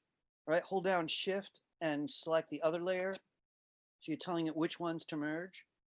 And then there's this tiny little menu in the top right corner of the layer palette. And you'll see there, merge selected. Okay, I didn't see the menu, but I was able to merge it. So Oh, really? How did you do it? I like held down Shift and dragged the layer onto the layer that I wanted to merge it with, and it That's a good method too. did So you that. nested the layers. I Okay. mean, you know, the main thing is that if you open up the layer here, you want to make sure that you can understand what's inside of it. There are ways to put layers inside of layers, and if one does that too much, it gets very complicated. Yeah. But I think your method is very reasonable. Yeah, 'cause sometimes I usually work with a lot of layers, and sometimes I have like over 60 layers, and it gets very Right, confusing. right. Then it's time to pull it back. You know Yeah. what I do want to remind you of, though, just because we haven't covered this in a while, so I want to point something out. You know, when you have an object, it's and select it, it's represented by this little square that's on the layer palette. So it's kind of interesting is if I select things on the different layers, each layer gets a different color. This one's got the red layer, you know, this one back here is the blue layer, which people are most used to. That doesn't matter much. But if you choose any object, it'll go to its own layer automatically. And this here is what I call the elevator. Now we did this, but it was back before it probably mattered. So I'm kind of glad to bring it up. You could take the elevator down. So if I selected this object, I could then pull it down, and now it's a member of the other layer. So this is another way where you could move things from layer to layer, which I love. And it's the only program I know that lets you do that. So you could literally select 2 or 3 objects. They'll all be represented by one box, though. And then you just drag the elevator and everyone in it goes to the other layer. Okay. So that's another nice thing to know. Thank you. You're welcome. Does anybody else have any questions or comments? What I would like you to do, though, just in case you get inspired and would like to take this further on your own, save it. So just save it anywhere you like on your computer. And I just want to wrap this part up and say to you this. You unchecked link before. So when you save this Illustrator document now, you don't even really have to think very hard about where you put it. Wherever you save it, it's going to work. The scan, that original sketch, is embedded. But if you had checked link, you couldn't move the Illustrator file intelligently unless you found the sketch and moved them together. So when people get involved with lots of file menu place, too much, it's just slowing down the computer. They leave link on, but they make sure they save everything to one folder. So all the placed images and the artwork, the Illustrator art, are in one folder. So this way you can't get lost. You could give it to your teacher, you could give it to your art director, all the pieces are there. But for today, we unchecked link. So you don't even have to think. You save this Illustrator file wherever you want. Next time you're in the mood, try one of the other figures. Use it to learn the pencil. All right, if there are no questions, well, first, are there? And I honestly, I really mean it, I'm open. Any questions? Hey guys, I'm gonna ask you something, and I promise this doesn't change your grade, because it's early. I just need to know. How many of you are feeling like you're getting the pencil? Pencil's pretty friendly. A lot. Okay, so it's nearly half or more. That's pretty good. It could take much longer. I am very tool agnostic, meaning that I like them all. It's just this tool is the most requested, and you just can't make smooth curves like that with any other way. You know, it's the tool rules in that area. All right, I want to look at the handout with you and go over a couple things.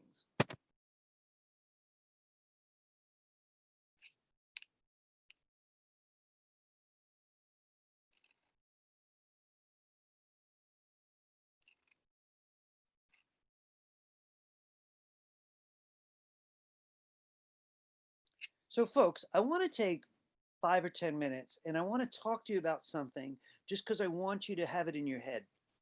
This next thing is not about Illustrator. It is about illustration. And it's about 2 styles of illustration that are important primarily in manufacturing, but not only, in gaming and stuff like that too. And one of them is called orthographic and the other one's called isometric. And the assignment I'm giving you isn't really either, right? It's just a chance for us to talk about it. So I'm going to compare these two to what you're going to do, right? So let me start at the top. Orthographic drawings are common in product design, and they're a way of describing objects from several views, right? Front, side, and top views. The important thing, though, is they don't have angles. So I want to show you what I mean by that. So this is not realistic. It's not supposed to be. So I'm clicking my own link, and I want to point something out. If you look at this one, let me open this one up.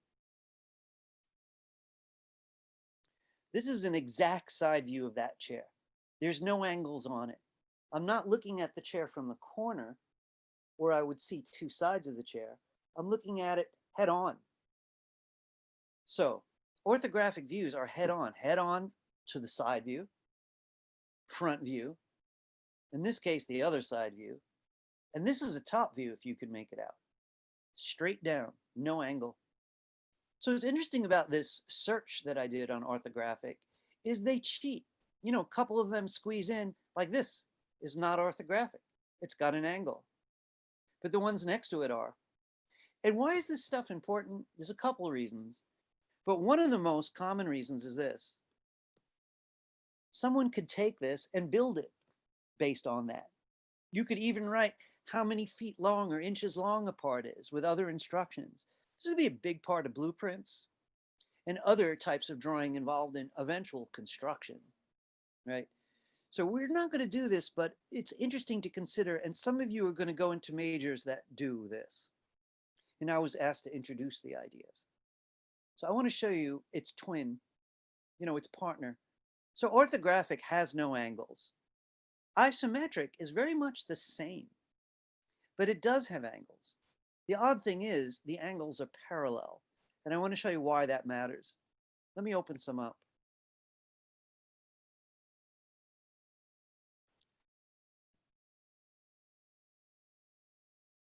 In isometric drawings, everything has angles.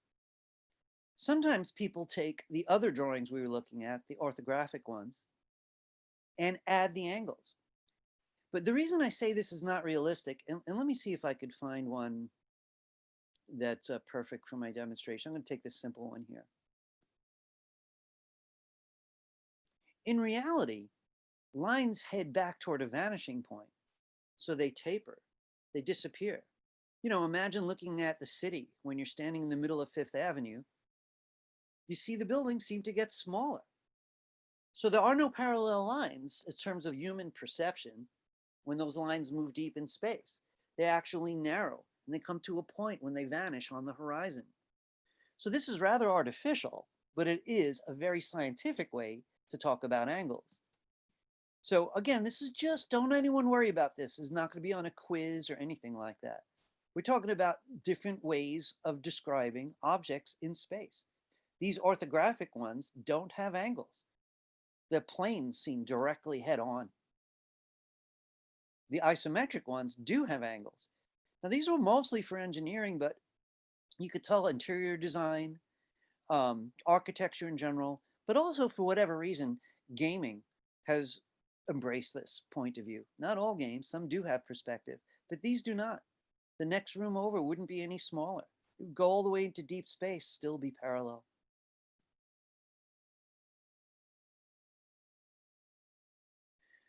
So I want to tell you a little bit about this. For one, how much does that matter for Project 3? Barely.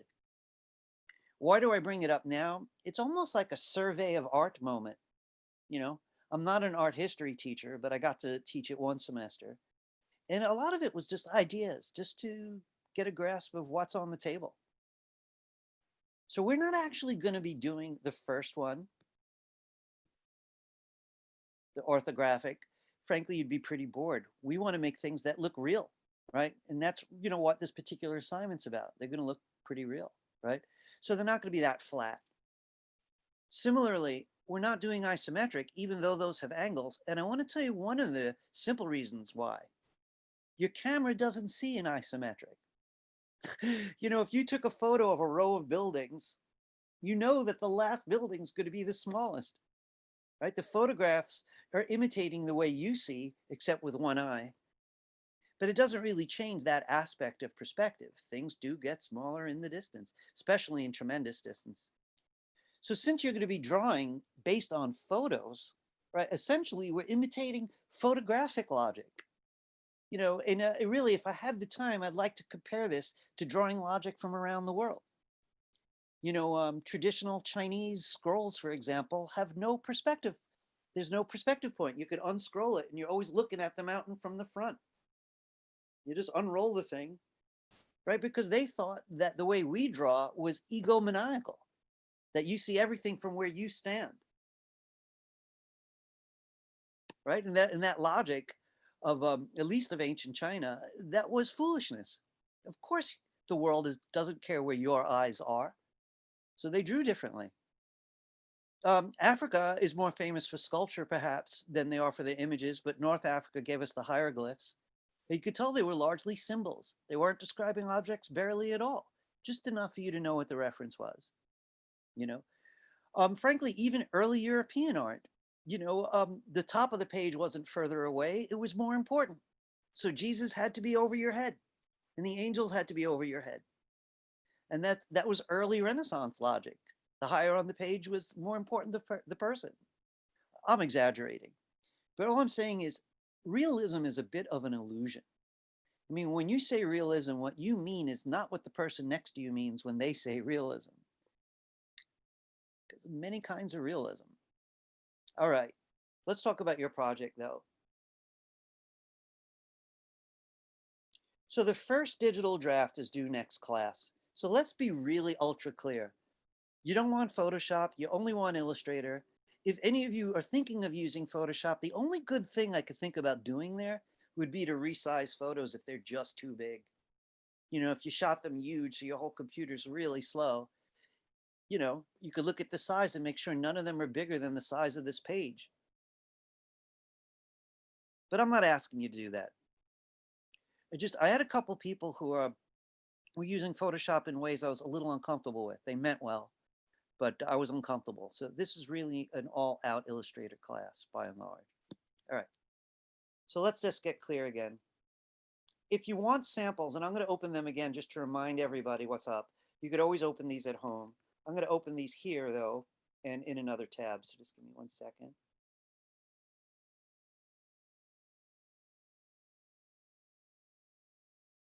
This was a toy, and I know we got to look at it last week, but now I think we understand a little bit better. A true side view, front view, top view. These three are required. I want one angle view, and that angle is up to you, what angle that is. But it's clearly an angle. I could see the side and the front. So they're all going to share that, and you have to be rather exact about it.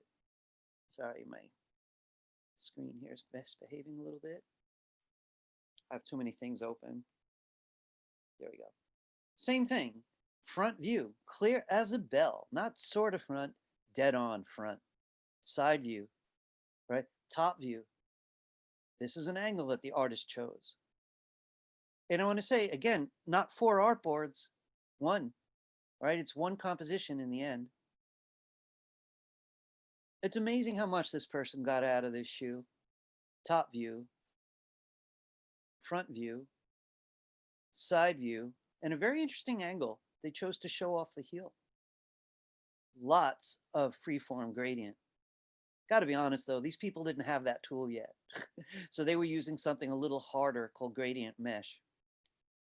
You know, and I'm debating whether to cover it this semester because it is harder. This one's really simple. I really kind of admire what she got out of it, other than the 10 million windows. It was really just careful pen tool and thoughtful color, top, side, front, and 1 angle view. Same. This one too. And I think I mentioned last week, I was very hesitant to let this person do this because I knew the extinguisher itself is a column. So I knew a lot of this was going to be easy. but not with the beautiful reflective quality that this artist gave it. But really, it was the nozzle on the top that made me accept this, because this is a complicated object in its own right. This is a beautiful, these are all A projects. I want you to notice about this one that the artist copied huge chunks for these two views. They're huge parts that are exactly the same. They just copied them over and only drew the new parts. Top view was made extra large. Technically, that would be a problem, but artistically, it's beautiful. And I'm open-minded to that change of scale. But by and large, I'd like most of them to be in the same scale. We're really trying to study a thing, study an object. Crazy textures on this sneaker. Hang on a second there.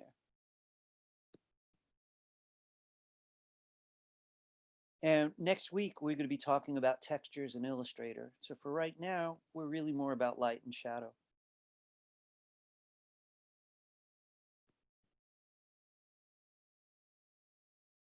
And there you have it. How is everybody? You all right? So listen, you folks are brave, and this is why you're all going to be like, leading the art world down the road. You really, you know how much work it takes to get skilled. You got one guy plays guitar once a week, and the other person plays an hour a day. That person playing an hour a day, they're going to sound good in a year. You can't be any other way. They practice an hour a day for a year. You're going to hear it, and the person who doesn't, you're going to hear that.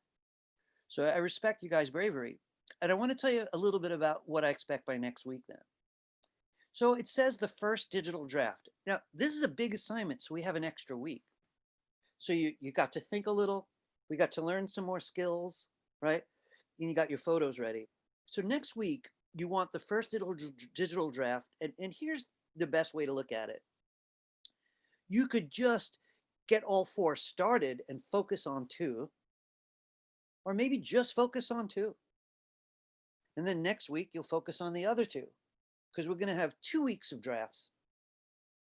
So next week, what I would like to see is some of it kind of done, off the ground, well off the ground. Maybe one of them's well off the ground and the other one is just started. I want some kind of balancing act. Don't ask yourself to finish all 4. It's not possible in this amount of time. So I would like to see how the page is going to be arranged, and I'd like to see 2 focused on. How about that? That's the logic. Professor, Yes. do you want us to submit the draft to the Google Drive? No. Or okay. No, I got a special way to look at them next week. We will be looking at them next week, and I'll describe it. Let me think that through. Give me a minute. Last week I had a different group put them in the Google Drive just so I had backups. Truth is, I didn't really need them. Guys, this is what I'm going to do. It did work. It wound up proving to help that group. So I'm going to do that again. You could put it in the Google Drive when you're ready, or I'm going to have you do it at the beginning of next class. So just focus on the work and have it ready, right? I'm probably going to update this handout right after class today to say to put it in the drive. You won't lose points. I'll remind you at the beginning next class, and I'll say, if you didn't put it in yet, put it in now. Okay, good question, Juliana. I usually don't collect them, but see, here's the main reason why I collect them. I sneak a look before anyone else does. So I pick a few things that help me make points. So that's really what the Google Drive is for this time. The grades are going to be on the finished work. So let's just back up a little bit. If you have doubts about your object, you could send them to me. I could even stick around a few minutes after class for anyone who wants to show it to me. They'll have to be fast though, right? I have 100 students and an amazing amount of email every day. So my only concern is, will I get back to you in a timely way, which I can't really promise. I can only promise to try, But a lot of you have heard back from me already. Some of you in a timely way, others were not as lucky, and I do apologize. So here's the idea. You don't want an object that doesn't have angles. A lot of this project is about the 4 views. You got to look at this green part for sure. Front, top on one side, right? And then one custom angle. So if this is Batman, how are you going to do that? I don't really want figures. I just don't. You know, unless the figure's in some way angular, you know, like the dragon we just saw, that was the plastic toy dragon. I don't want cylindrical objects unless they're like that fire extinguisher, something that's got other layers on it, other objects that are part of it that show angles. This is about the angles.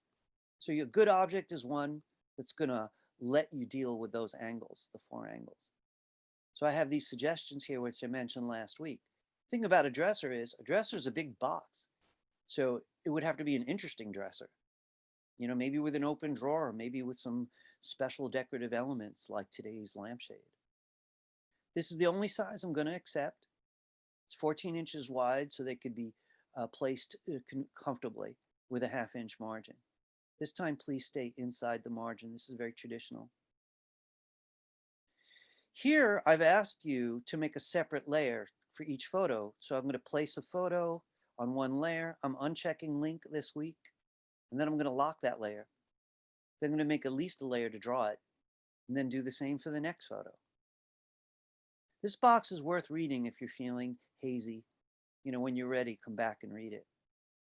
We're focusing on the pen tool.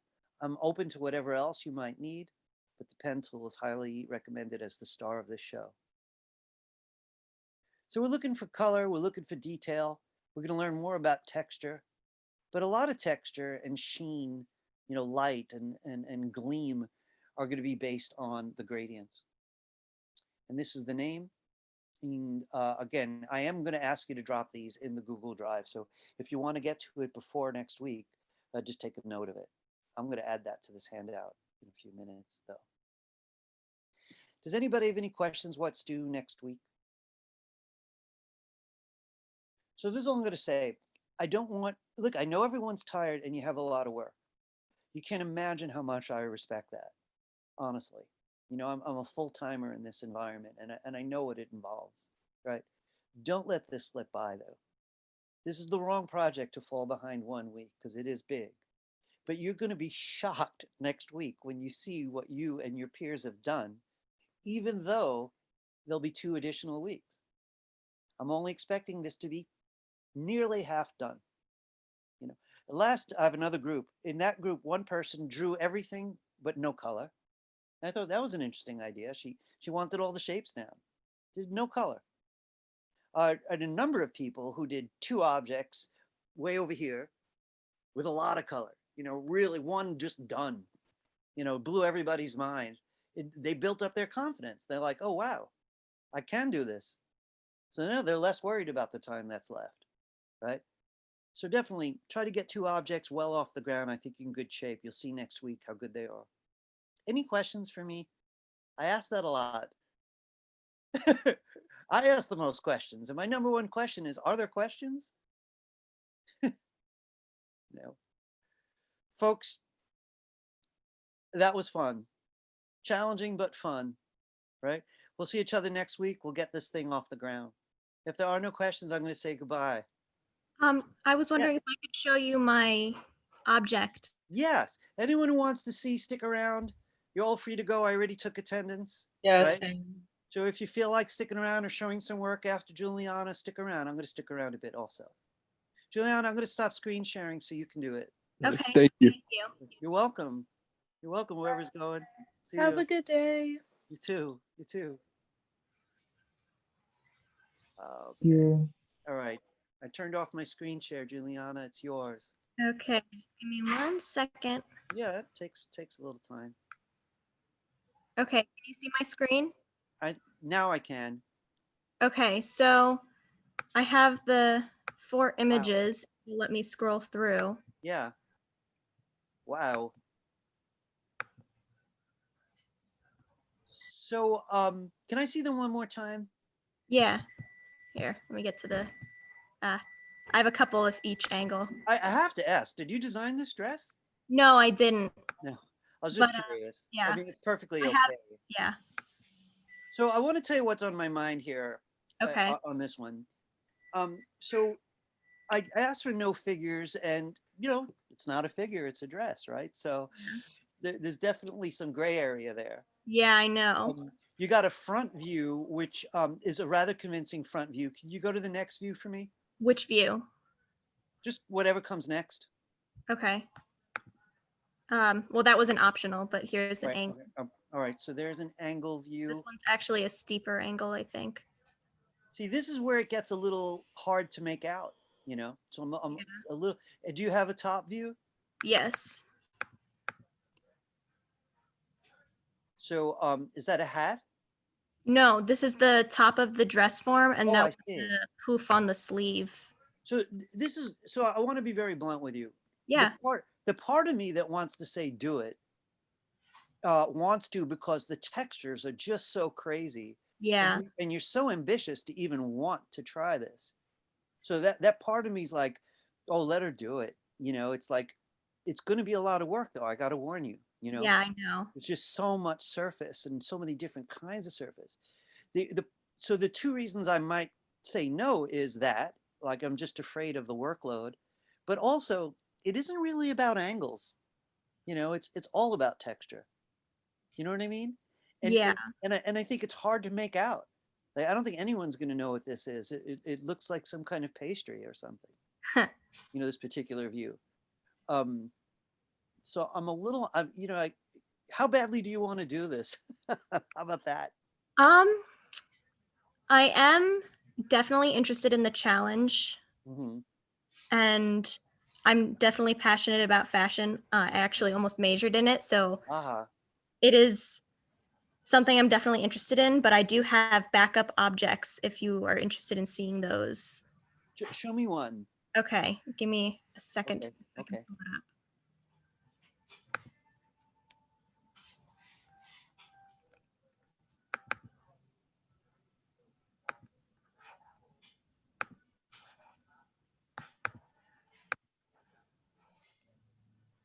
So this is an old film. Ah, right. That's kind of well, you know, the straight up answer is this is the kind of object I was looking for. Yeah. You know, it's got a little bit of texture on that front panel. It's got all kinds of shines and stuff. The angles are crystal clear. But I have to admit, like, look, I could just tell from your attitude how serious you are about this.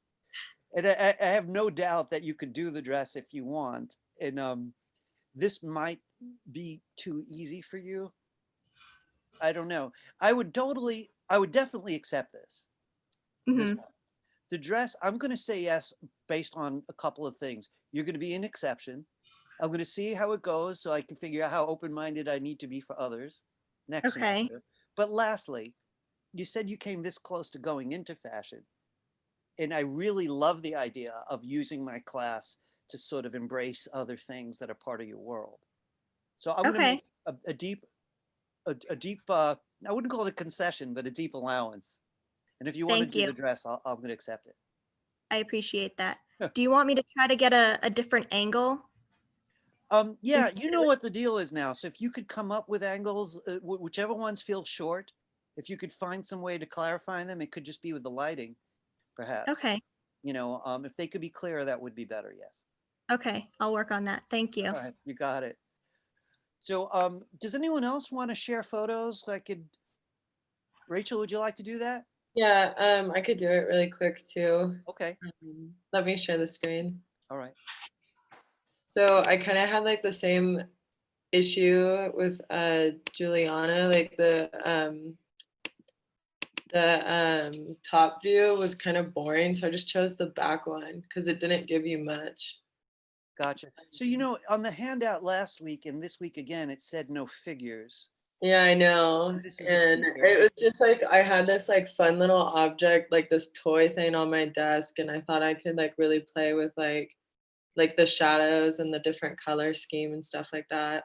So is there a little bit of background on there? Did you like? Yeah, I didn't cut the image like completely, but just enough to show like Right. the, you know. Oh, I understand that decision. You know, I have to say the object has got a fair amount of complexity. I really do like the light and shadow on it. You know, like one thing I don't get to talk enough about in this class. Yeah, Is, like I could play with like it on the hands and the stuff like that. there's plenty of light and shadow across the whole thing. And That's actually a big plus for these. The light and shadows making it feel more dimensional, not less. A lot of people tend to overlight these projects, and if things flatten out, this isn't like that. You know, I think strangely enough, despite everything I said, I think this will work rather well. The Okay. angles are clear. There's enough of a challenge.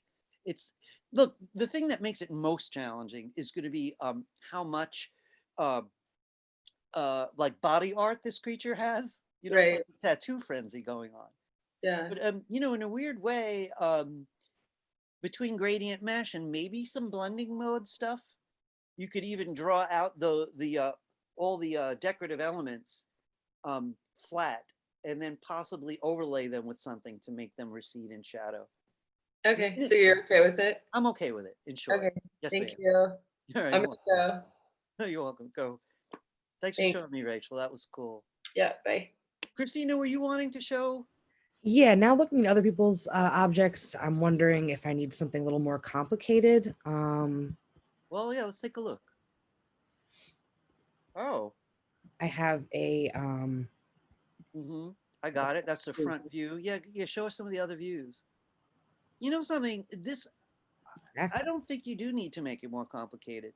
You know, it's a simple object, but there's enough there to keep it interesting. I mean, just to get the metallic quality of the, you know, the shade, the lampshade part of it's going to be interesting. I like how the body of it, the long stem is so dark, and the other stem has light hitting it. I like how clear the flat plane of the base is, where the switch goes. it Actually, has I think a this would wood be more texture fun. on it. I would I'm sorry? stick with it. Yeah, you can see if you can get the texture of the faux wood grain, you know, a little bit. I Cool. think And this is a fine object. Yeah, I would stick with it. what about the extent? Like, what about the chord? Should I play with it? Should I exclude it? It's a good question. Because I over here on this photo, I have like I didn't really mean to place it in that way, but could I I? like it that way. Yeah, it's kind of interesting. You know, I would accept it either way. I think if you're gonna keep the chord though,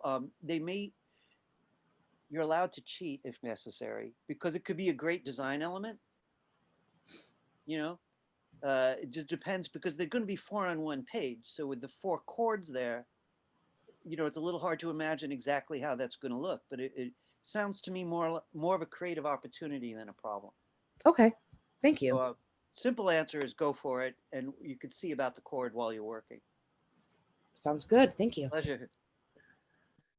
So Juliana, do you have any more questions or comments? No, I just felt I'd stick around. Yeah, you know something, I want to thank the both of you, actually, particularly because you participate verbally, and the fact that you don't find that hard to do gets other people to talk more than they would otherwise. Because I'm telling you, I die in the classes where nobody talks.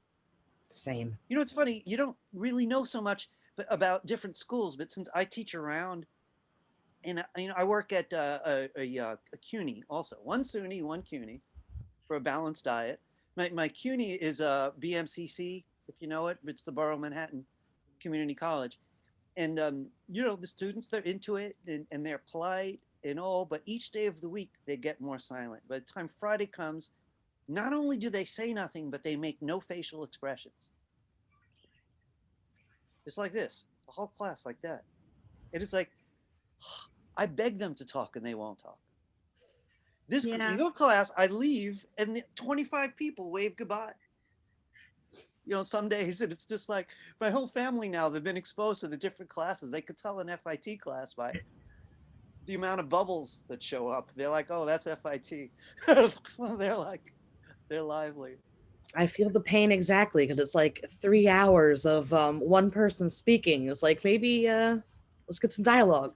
You know, we had a performer in the house the other day, and he overheard a class, and he's like, oh, so you perform every day?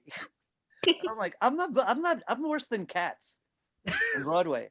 I'm just like, I don't go away. This is it. I'm here. Same show. It must be hard teaching to the flat faces, especially with screens. You know, the hard part isn't just the emotional impact, but since we're talking, you know what, actually, I'm going to say goodbye to YouTube for a minute. You guys don't want to hear this out in YouTube. Still I'll see you recording. next week. All right, give me 1 second.